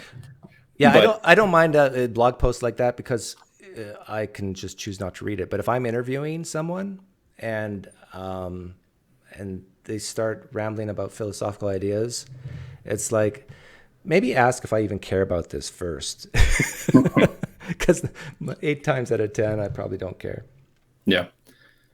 Well, I think one of the good things about it, again, I think it should be joined with readability and clear communication if possible. But like, so for example, if there is someone who's, a lot of times what Christians will do, in my experience, is that if you want to say something like you're trying to make some kind of argument from evil, or well, maybe not an argument, but like you're making some observations that are threatening to their faith, what they'll often do is kind of poke holes in how you say it rather than like the content, rather than what you're actually trying to say. And so it kind of shifts the conversation away from what any reasonable person would see that you're trying to say. And then they'll just say, well, but the way you're saying it is dumb. And it's like, I sometimes I do that too on the other side. And I think there's value in it sometimes. But one of the reasons I like, I think philosophy can be useful is because it can sharpen it can sharpen your ideas, and it can sharpen how you communicate your ideas if you know what you're doing. At least that's how I use it. I think it's interesting in its own right, but because I'm trying to. Sorry, go ahead. What you said about oftentimes people don't like the way you present something, and that's the barrier. Not so much the actual content, but how it's delivered. I've been taking the strategy, just letting Christians know up front, I will straw man you. I will attack you or add harm. Everything I don't like is a straw man, Doug. Yeah, exactly. So basically, if you are entering a conversation that's at all combative, just let the other person know that, hey, just assume the worst of me. but we can still try to have this dialogue. And what ends up happening is they go, oh, he's not as bad as I thought he would be. He didn't straw me as much as I thought he would.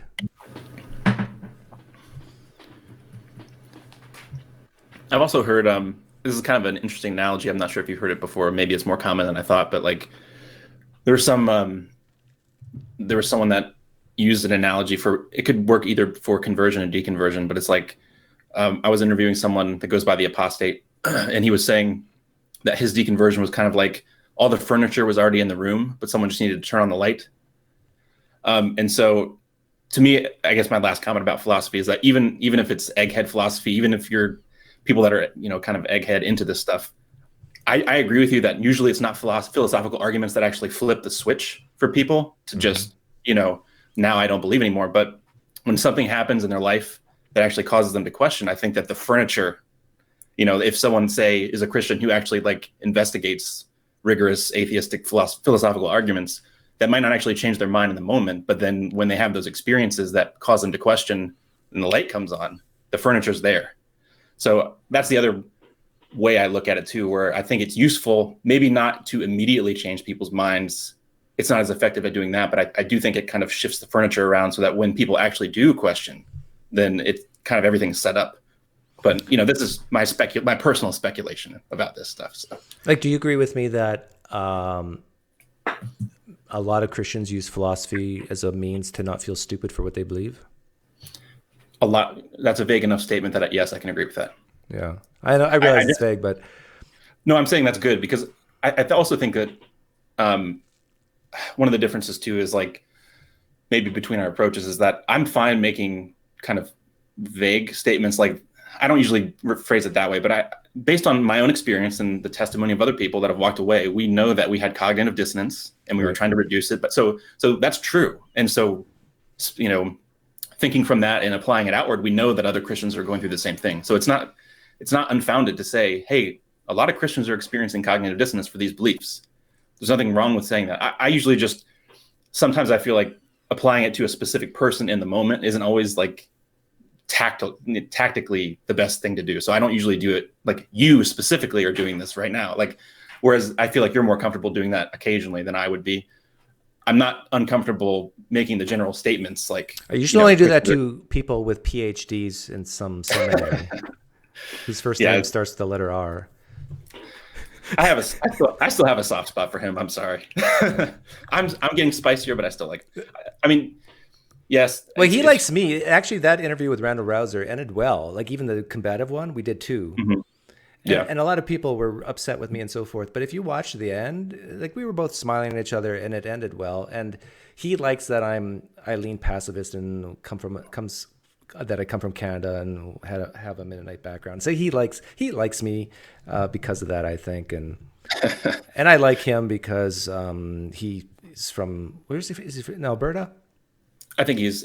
Yeah. Yeah. And I don't know. Whenever I hear that prairie accent, it just brings warm, fuzzy feelings of home. Yeah, I mean, well, I won't spend too much time on that, but for me, like one of the reasons I do like I tried to. So my content isn't just for my own amusement, like yours is. So I like to link arms with people who I think are doing a good job of undermining what I don't like. And so I think he has some of the best stuff against biblical violence that I've ever read. Yeah. And so I really appreciate that. And so, or literal interpretations of biblical violence. And so, I had him on my channel and interviewed him. And so that's why I'm not, you've seen, I've been a little spicy with him sometimes, but I don't pick on him as much as I pick on fundamentalists just because he's helping me, accomplish my goals. So do you think that it's better for guys like Randall Rouser to help reform Christianity rather than just obliterate it altogether? Well, I think he's doing both at the same time. Yeah, so I agree. I think, and I mean, he might be fine with me saying that because he would say, well, I don't want fundamentalist Christianity any more than you do. So I'm fine if I'm obliterating, that kind of Christianity. But, for me, I personally I'm not like an anti-theist or an anti-Christian. There's certain ways of being a Christian that I just don't care. Like, it doesn't bother me.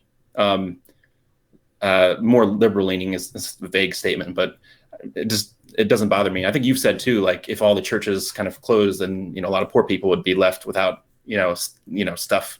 So, I mean, I think there's some positive net for society. Yeah. And there's just certain ways of being religious. Like the total dogmatic certainty is annoying to me. So I try to combat that.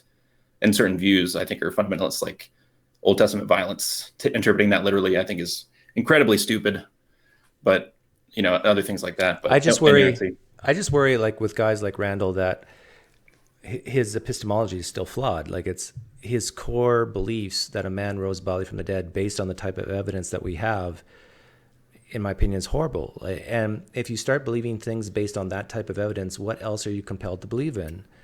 And sure, you can do away with Old Testament atrocities and become a Marcionite type Christian, but you're still left with this flawed epistemology, in my view, that might lead you to sell homeopathy medicines in the future. It's like, yeah. But I agree. I understand that. That's why I'm not against criticizing people like that. I prioritize like who I criticize more. That's because I feel like there's like, at least for me, there's a more pertinent enemy, and then maybe the enemy, a sort of enemy behind that, but it's not quite as. Is William Lane Craig at the top of your list? I don't know if he would be. I mean, he's definitely more conservative than a lot of like Christian philosophers, for sure. He's good old Bill Craig. Yeah.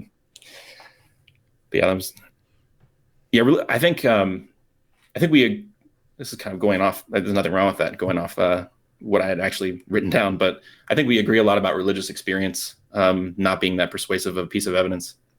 I think that was another thing too, because Reformed theology places a lot of, like, if you read the Confessions, I don't know, you said you went to a church, I don't know how confession was, but like the Westminster Confession of Faith, basically, how do you know that this book is true?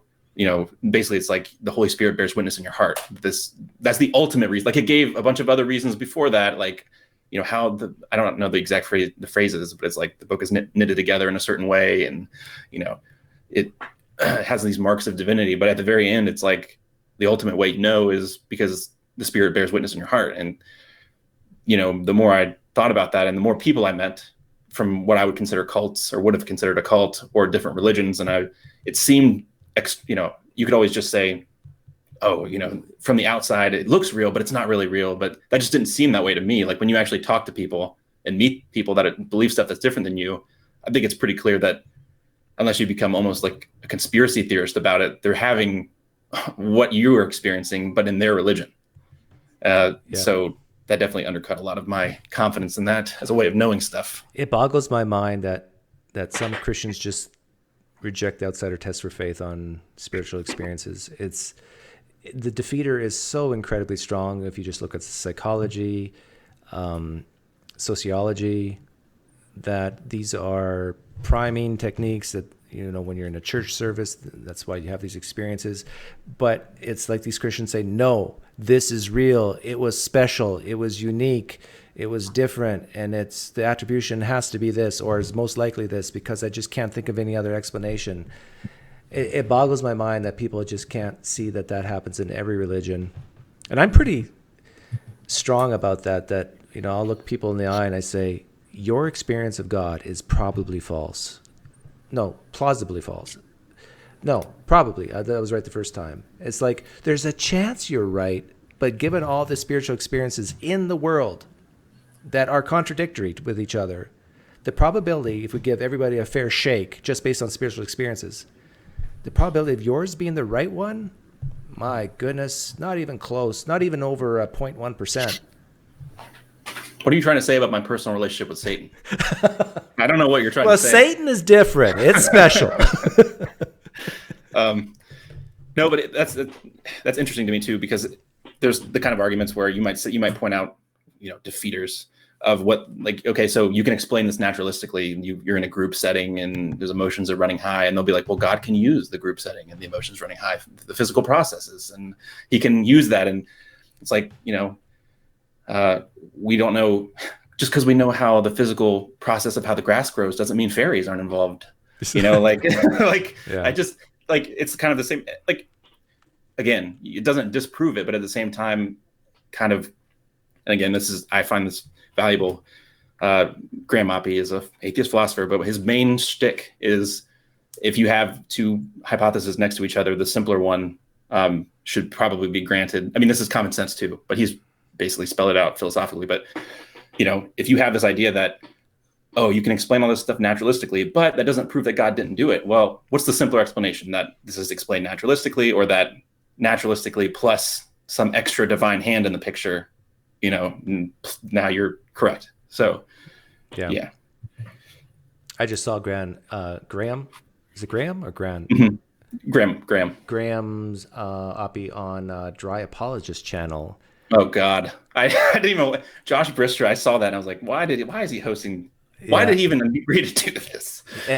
Did you watch the last 15 minutes? It got a little. I didn't watch any of it. I might watch it, but watch. A shout out to Dry Apologist. I like him. The last 15 minutes, Graham and this Christian guy got kind of heated. And someone in the live stream chat asked the question, what's the second best explanation for the resurrection of Jesus? And this Christian basically looks up for a couple seconds and says, there is none. It's like, it takes all my energy not to hold back. No, I'm not going to hold back. You're a stupid man if you can't come up with the second best explanation. You have no idea. You haven't even begun to research what and why you believe if that's your answer. Now, I understand you disagree with it, but to not even be able to say it, to have the words come out of your mouth, it's like, Yeah. No, I like Dry Apologist as well. I've been on his channel. I think it was, once. But yeah, we've interacted on Twitter and stuff. I like him too. I want to get him on my show and with just the goal of making him laugh. Because he's like...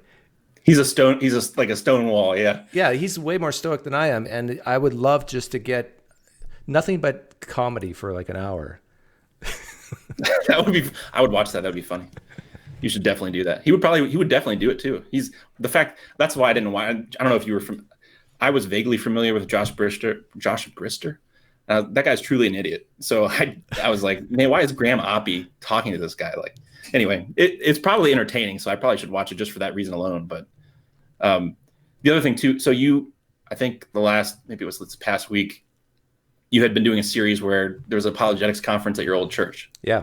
And you had mentioned in passing that you did worship stuff. Did you play music? Did you sing? Like what kind of stuff did you do? Yeah, I was a singer and played saxophone. Oh, wow. And on Wednesday nights, I would also strip. No, I'm kidding. Stripping for Jesus. Oh, man. But the hat stayed on. Yeah, me and my wife, we were on the worship team, I think, in the second year of our time at Calvary Chapel, which is the same church that Mike Winger goes to, same denomination, not the same church building. And they have 3 campuses in Tucson, and we would go to 3 campuses every morning. It was a full production type deal. It was fun. I enjoyed that, but and I partly miss that type of life, performing. Looking back, I do view it as performing, not worship. But yeah, I had a good time. Yeah, got to conjure the spirit of God. The key. It's amazing that changing keys. The Holy Spirit comes when the key changes. You're exactly right. That key change is so powerful for the Holy Spirit. By the way, did you know I went to I didn't say this. I went to a seeker sensitive church for a few years.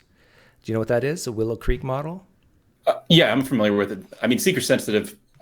I read a lot of theology. I was actually planning on going into pastoral ministry at some point. So I've read a lot of kind of pop theology. So yeah, not quite that specific model, but seeker sensitive is usually pretty broadly defined. I'm pretty familiar with what it is. Yeah. Yeah, and so that was fun. It's like I could do drama, music, singing, saxophone playing, and it was like every sermon was very clear, clean, short, because the whole idea was to try to tempt people to love Jesus or come into the church.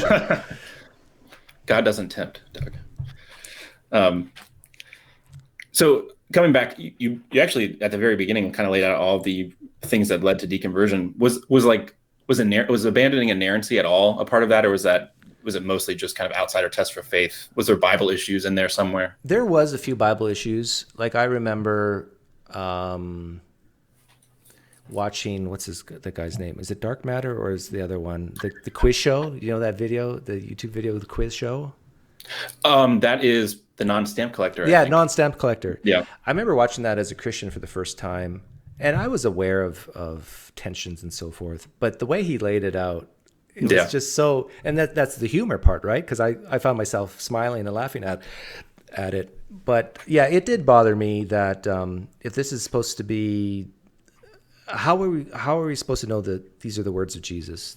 How are we supposed to know Jesus actually said and did these things if we don't even know really when he was born, where he was born?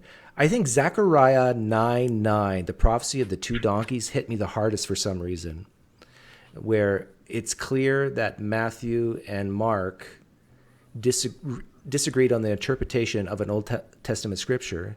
Mm-hmm. And I think is that Matthew basically said that Jesus rode into Jerusalem on two donkeys, two colts. Right. And Mark didn't. And it's like, well, wait a minute. If this casts huge doubt whether this is a historical event in history, that if we had a video camera that we could actually videotape Jesus riding into Jerusalem this way, if we have an eyewitness, Matthew and Mark, saying two different things, it became painfully clear to me that they were just using Old Testament scripture to create a narrative. And I think that, yeah, looking back, that was probably scripturally the thing that really bugged me. That, hey, it really looks like these authors are making stuff up. Yeah, I remember reading. I don't know what the first. I think in my own personal reading, because I generally had read the Bible a lot. Generally speaking, around once a year since I was like 19, I'd have like Bible reading plans. And I would read through the whole thing. Oh wow. I mean, not totally. I'm generally speaking, but I think in my own reading, I was reading Genesis, and just it kind of hit me like, you know, I think the passages of like the patriarchs using the women to like bear their children and stuff, and I was like, it just seems like the values of this culture a long time ago. You know, like, yeah, is this really like? And it just, I don't know what it was. It was just, I was in my car before work, just reading the Bible, and just that kind of realization just dawned upon me in a way that it hadn't before. You know, the lights turn on, I guess, you know, yeah. I was deconverted by, you know, but it was strange. I also had read a lot of Peter Enns, and I like Peter Enns a lot. And I tried to remain a Christian, but at the same time, I felt like, yeah, he kind of destroyed my inerrancy for sure. And it was hard because he came from a similar background that I came from. He was at Westminster Calvinist seminary. Oh, really? I didn't know that. Yeah. So he taught at Westminster. He basically ran out of there because his views started to evolve. And then, so he was like this Old Testament scholar that had taught at this flagship seminary of the Calvinists, who slowly kind of evolved his views and was like, he went to Harvard and all this stuff. And so that kind of primed me to listen a little bit more, just because it was like, I saw, it wasn't just some random guy telling me that the Bible had these issues. It was like, this guy taught at Westminster, and anyway, but that was reading like, go ahead. I think you're about to say something. Yeah, I was going to say that, you know, the question that Christians sometimes ask us is, if Christianity were true, would you become a Christian? Would you believe it? And that's such a loaded question. You know, people accuse me of asking loaded questions, but which Christianity? You know, mm-hmm. if I found out that Christianity is true, let's say 1 Kings 18 actually happened in front of my eyes, and I was convinced, my confidence was raised enough to believe that there's a supernatural realm, and that is best reflected in Christianity or Judaism, I think I would have to become a Pete Enns type of Christian, mm-hmm. because I would still probably reject most of the Old Testament, and I would still reject eternal conscious torment. I would, and basically, would most Christians in the United States, for example, even view Pete Enns as a Christian? I say no. They probably don't view Pete Enns. Do you know, does Pete Enns believe in a bodily resurrection? I believe so. Yeah, I think he still does. Yeah, I think he would hold to like the Apostles' Creed. Okay. Just in general, I think he hasn't abandoned any of that. I just think he would, you know, like the part about judgment. I think he hasn't really said that he's a ultimate redemptionist universalist type, but I think I'm guessing that he probably leans that way. But technically speaking, that's compatible with the Apostles' Creed if because you could still have a time of judgment before everyone's reconciled. So the Apostles' Creed is so bare bones, you know, that you could hold to what is usually considered a statement of historic Christian faith while holding all these other views like he would try to do. So I think I'm pretty sure he still holds to all that. Okay. But yeah, for me, the thing that hit me with why I just couldn't buy that for myself, and I've written about this before too, is once you have like these objective markers, like so that there's no errors or that the prophecy is really clear from the Old Testament to New, once you start removing these objective signposts that this is from God and it's just basically experience, and you're humanizing it so much that it's kind of indistinguishable from just explaining it solely with human hypothesis, with just human beings. I think, again, what's the simpler explanation? If you can explain all this data by just appealing to human explanations, then why add on the additional claim just because you have these experiences? Are these experiences really warranting you abandoning the simplest explanation of these texts? Because there's nothing, to me, I don't really see what objective features in the text you could point to that I would agree with, that would show that it's, divine in any way. You could try to point to the prophecy, but I don't think that works. You could try to say there's no errors, but that's retarded. And Christians like Laura Robinson, they totally get that. There's not, and this is Camille's challenge. Find a historian that had nothing to do with Christianity, wasn't a Christian, wasn't raised Christian, not in a Christian culture even, who becomes a professional historian, looks at the evidence for Christianity and says, oh, it's true, I'm going to become a Christian now. That doesn't happen. And so, I don't think I could ever believe that Christianity is true based on texts alone, 2,000-year-old texts alone. And so it would have to be some amazing miracle. But I think the difference between that type of personal experience, it would have to be in public, a lot of people experiencing it, so it's just not in my head, which is a lot different than the inner testimony of the Holy Spirit. And I would still admit that I could be wrong about it. Yeah. Those historians are just trying to justify their unbelief, Doug, Let's see. How did your deacon, I think you probably answered this before, but how did your deconversion affect your life, like your day-to-day life? I lost most of my friends. Okay. Yeah, I would say I had a group of, 8 to 10 close guys that I was friends with. I don't talk to any of them except for maybe one now. It just, I remember we would have a Monday night group, and when I left Christianity, they didn't even know, but it was just like, it was just so incredibly uncomfortable. And they could sense in me that something was different. And with my marriage, it was incredibly hard on my wife because she believes in eternal conscious torment. Yeah. She still does, I think. I asked her that just a couple months ago because I thought she was trying to lean towards universalism, and I was hoping she would, but it sounds like she's still stuck with ECT. So she's married to a man, myself, who she believes when we both die, she'll be in heaven, I'll be in hell, and somehow she's still going to enjoy heaven or maybe forget about me in heaven in order to survive heaven. I don't know. And I made so many mistakes when I left Christianity with her. Like, basically, I told her, I'm out, and you just got to assume I'm going to hell now. That's not a good way to say it. Rip the Band-Aid off, I guess. Yeah, I did. I ripped the Band-Aid off pretty quick, pretty hard. I could have been way more sensitive about that.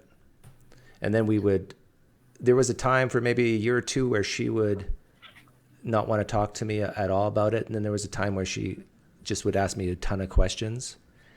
And it's like, there wasn't one question she asked me that I hadn't thought about. It's like boom, boom, boom, boom, boom. I had my answers. And then I would ask her questions, and that's the wrong thing to do because then she became defensive.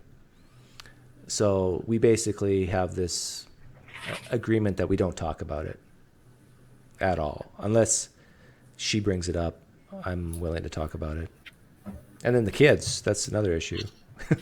Yeah. I have a 17-year-old and a 14-year-old, and they ask me questions, and I give them honest answers of what I believe.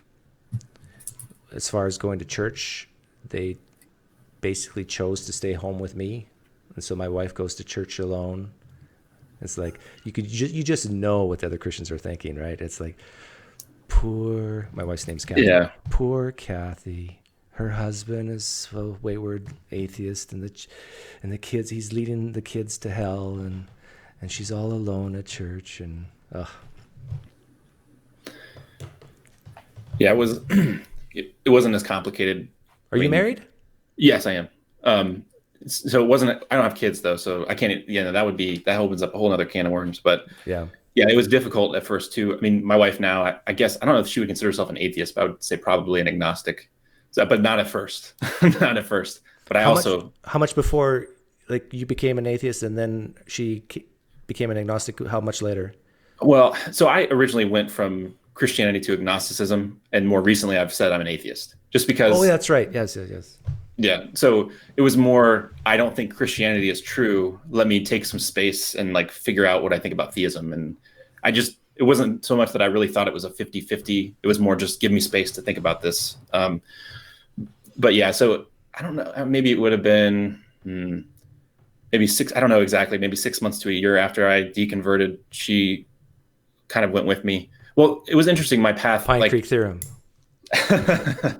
Well, yeah, she followed in that, but my path was a little weird though, because I initially kind of went through a period of deep doubt and an anger phase where I kind of withdrew and didn't go to church or anything like that, because I felt lied to, because I was learning all this stuff that I had not let myself listen to before. But then I kind of rebounded and kind of changed some of my views, abandoned the Calvinism, the most terrible part, and kind of was more open to other theories of inspiration, but it just didn't last. And I tried to leave the right way. I met with like a pastor for like 2 months, like every week, just talking about different issues, because I wanted to leave knowing that I did it the right way. That's just how I am. I didn't want to leave just in a flurry of anger. Did the pastor you talked to for 2 months know what he was talking about? Yeah, he was actually a PhD candidate in, I don't know what would have been church history, maybe theologically, yes. And he also taught like a random philosophy class at a local college. So he was an intelligent man. So was he basically saying, I understand what you're saying, I understand what you're feeling, I understand what your doubts, or was he basically trying to give you answers to everything? Well, we'd actually, the church I initially had a bunch of doubts, and we actually switched churches for other reasons near the end. And again, we did that the correct way. But this other pastor, he actually was like, intentionally like, let's read Peter Enns together. Like we were reading some Peter Enns because I wanted to challenge. That was what I was struggling with, was Bible stuff, not just philosophy, theism. I didn't care about that at the time. I was like, why should I believe that this is from God? Like that was, if this isn't from God, why am I doing this? And so we were kind of going through that, and I was in church leadership as well. Deacon, elder? Well, not quite there, but I was basically, my trajectory was Southern Baptist, so I'd preached a lot in that context. And then I was in the Navy for a while, and then I was going to go. Part of the plan was maybe to like do church planning and like do stuff in seminary. So, but then I moved to the PCA, which is more Presbyterian, and you have to actually be. Not everyone. It's not like Southern Baptist. Like you can't just preach, at a Reformed church unless you actually have to do stuff to be able to do that. Fill out the paperwork. Yeah, basically. I mean, I taught Sunday school and stuff like that too, but I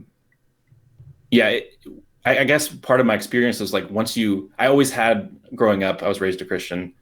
You always have this in your head, like all these smart people have figured out this stuff that you're questioning.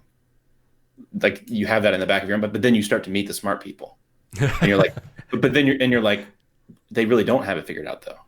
So that to me, there was like this confidence that, again, or the other thing too was this promise of this spiritual, conquering life. Not obviously, there's varying degrees of how you want to interpret it, whether you want to go full blown like Pentecostal or like just get Jesus is transforming your life. But the more you're in church leadership, the more you realize like everyone's the same, everyone's having the same doubts. It's not, you can explain all of this by not appealing to supernatural explanations. It was my experience within those contexts really eroded over time some of my beliefs. So, well, kudos to you for going like 2 months with talking to the pastor. I don't think I could have done that.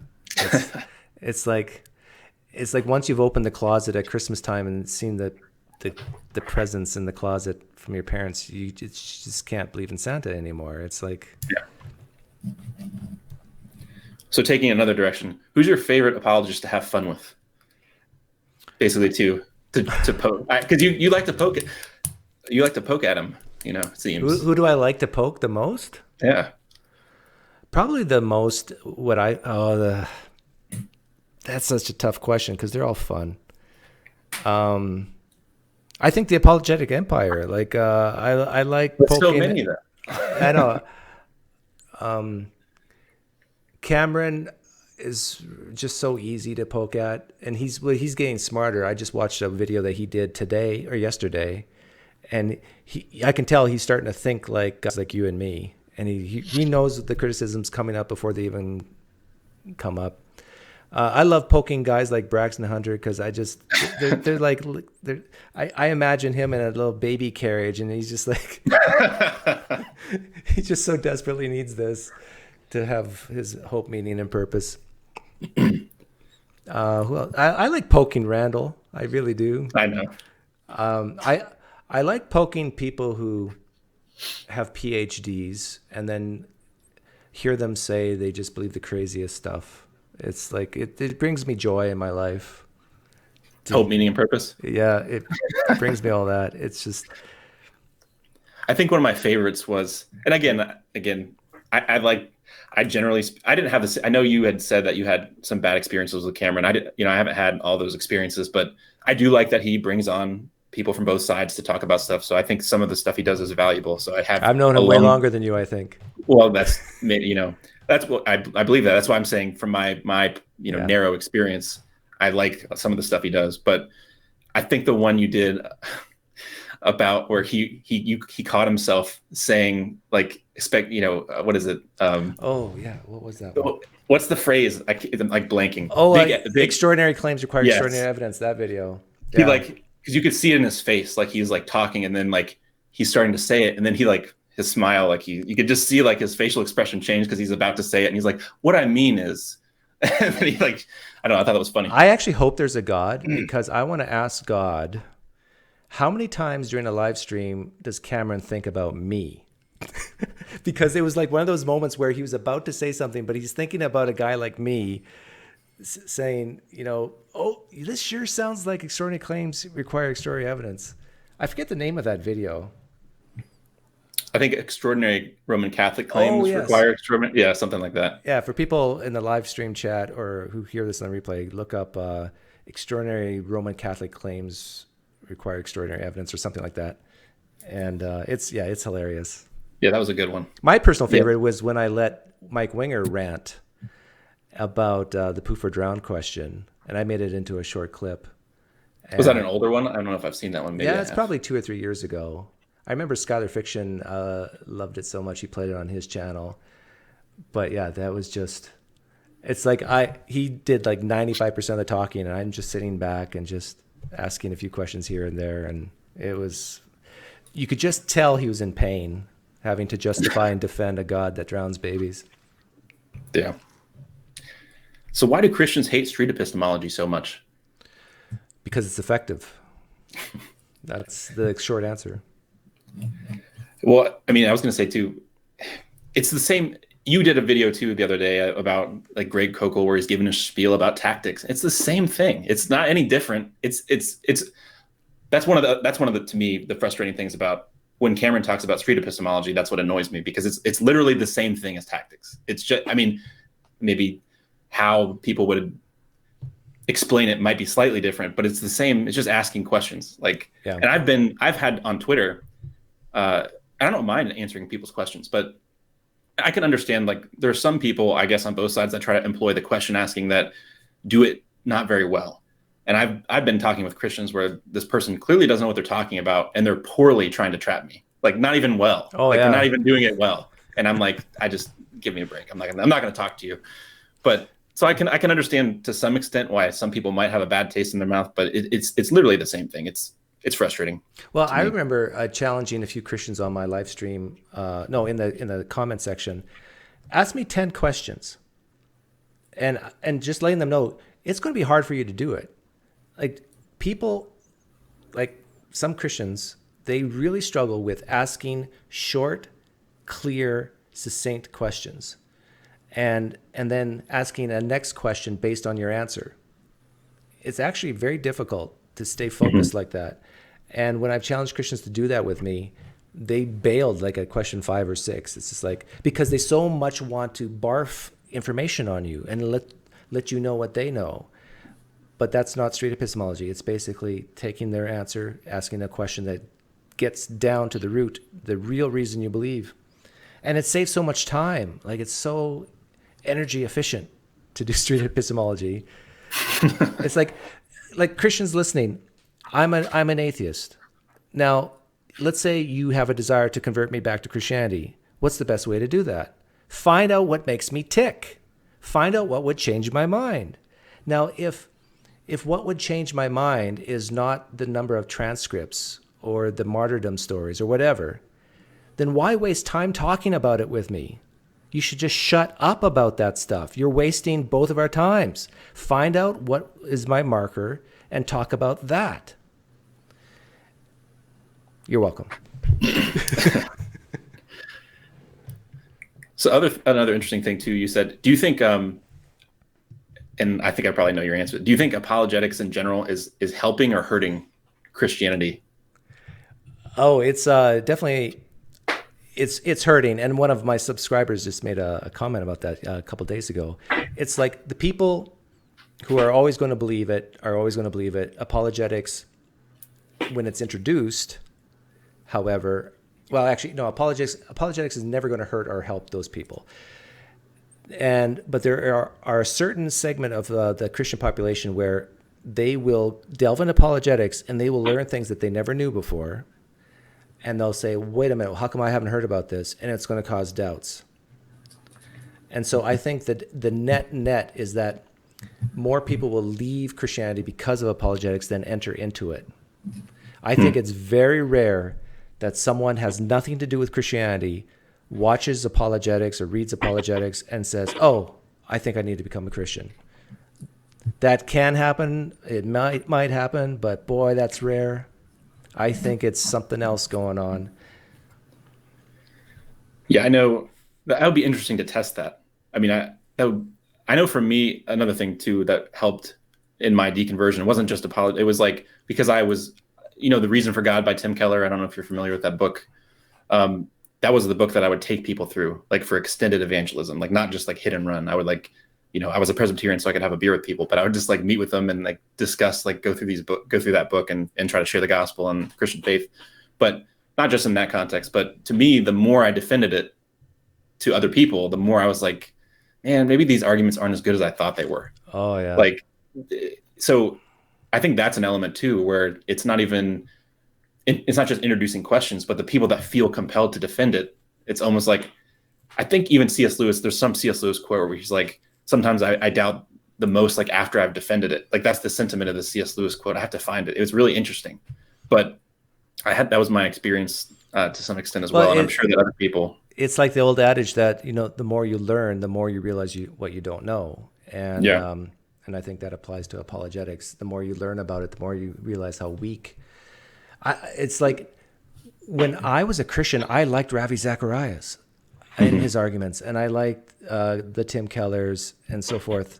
But now looking back, it's like these guys have nothing but empty words, and it's hard for me because a part of me wants to be sensitive, because realize that some Christians will just be turned off. The walls will just go straight up if I talk like this. But another part of me says that they appreciate when I tell them this, that the arguments you're making, I dismiss so quickly and so easily.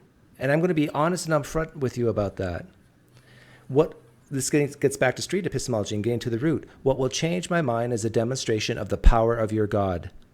Raise my sister from the dead. And I use my sister because she died recently, or a couple months ago, and not to do an appeal to emotion or anything, but I know my sister for all my life.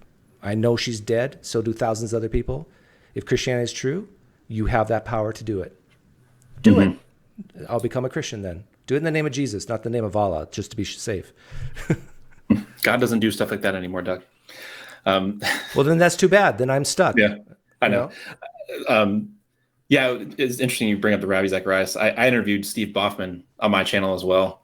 The one that was doing all the he went on mine, and that's actually like the most viewed video I have now. But it's funny because Christians are losing their mind in the comments. It's if anyone wants to laugh, some of those comments are pretty funny. What's interesting that the evidence so far against Ravi is stronger than the evidence for Christianity. Because we have alive eyewitnesses that can and have testified, maybe not publicly or in a court yet. I have a running bet. I don't know if you heard me make this bet, but I'm willing to take a bet with any Christian who's a Ravi fan that within 5 years, I'll bet $100, within 5 years, Ravi Zacharias Ministries will change its name. It's a very clean, clear bet. Within 5 years, the name Ravi will come off their name. If any people who love and support Ravi Zacharias think he's totally innocent, take me up on that bet. To wind this down, I mean, you've been really generous with your time. I appreciate you having me on here. But I guess my last question that I had written down was, who do you think the most dangerous atheist YouTuber is in favor of, the Dark Lord, Satan? Who do you think is doing the most damage? Yeah. I think it depends on what segment of the population you're talking to, but for young Earth creation type Christians, Apologia is wrecking them left and right. I think for the philosophically minded Christians out there, it's when every time Graham Oppie goes on. I think I have had a pretty big impact, but I'm a pretty small channel still.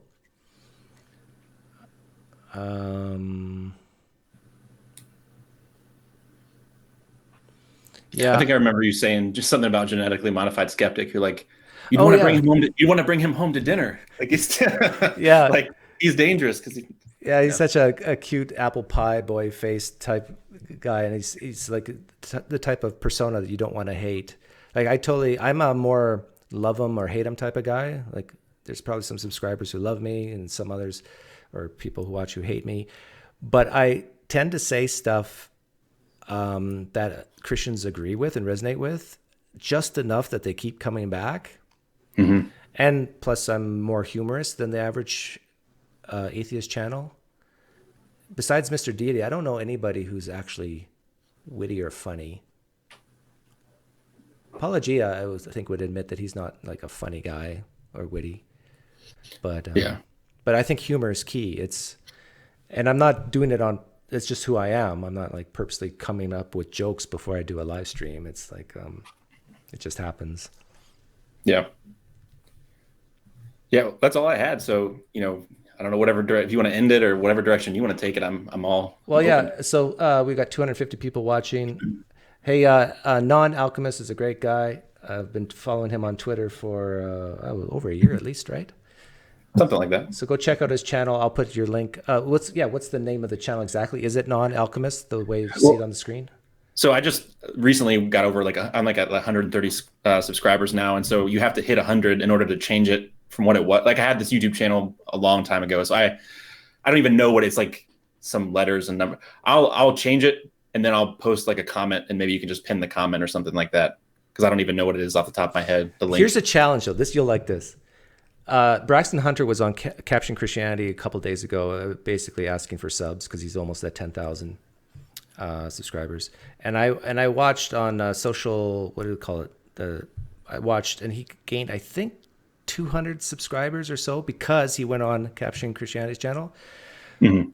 I would really love it if the people watching me right now would beat Cameron. What Cameron did for Braxton Hunter, I want you to beat that for Non-Alchemist.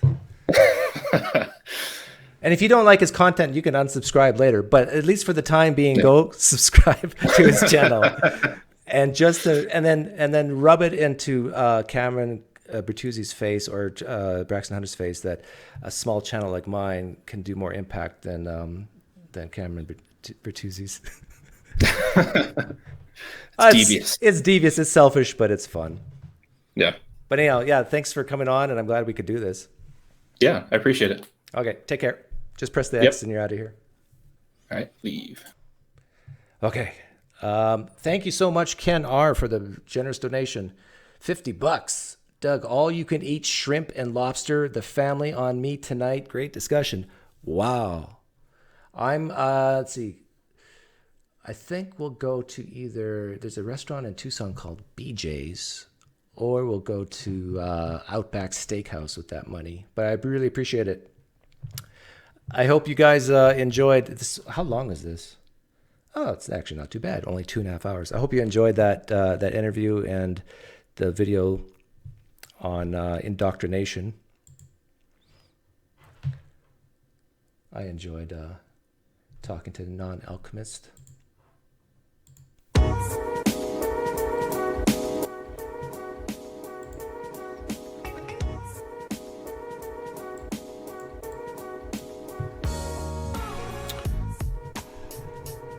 Good to see you here, Randall Rouser. I know you're watching. Good to see you here, Braxton Hunter. I know you're watching. Cameron Bertuzzi, good to see you here. I know you're watching. So much fun. Justin Brierley, I know you're here. Thanks for watching.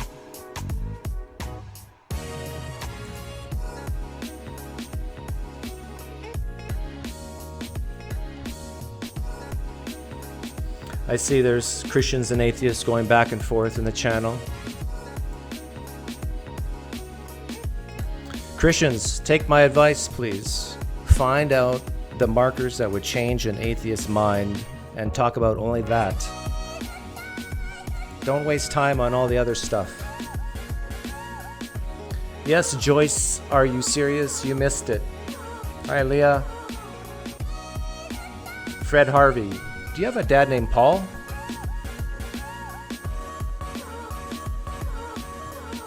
Thank you so much, David Ponciano. Yes, I hit 10,000 subscribers.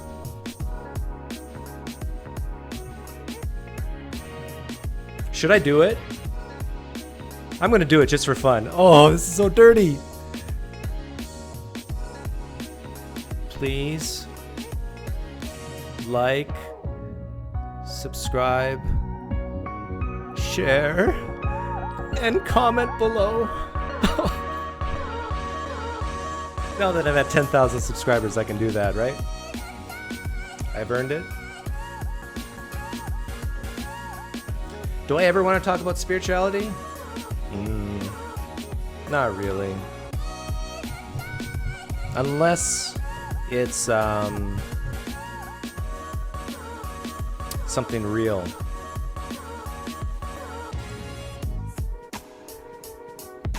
If you light up a water-soaked napkin in front of me in the name of Jesus, I'll talk spirituality all you want.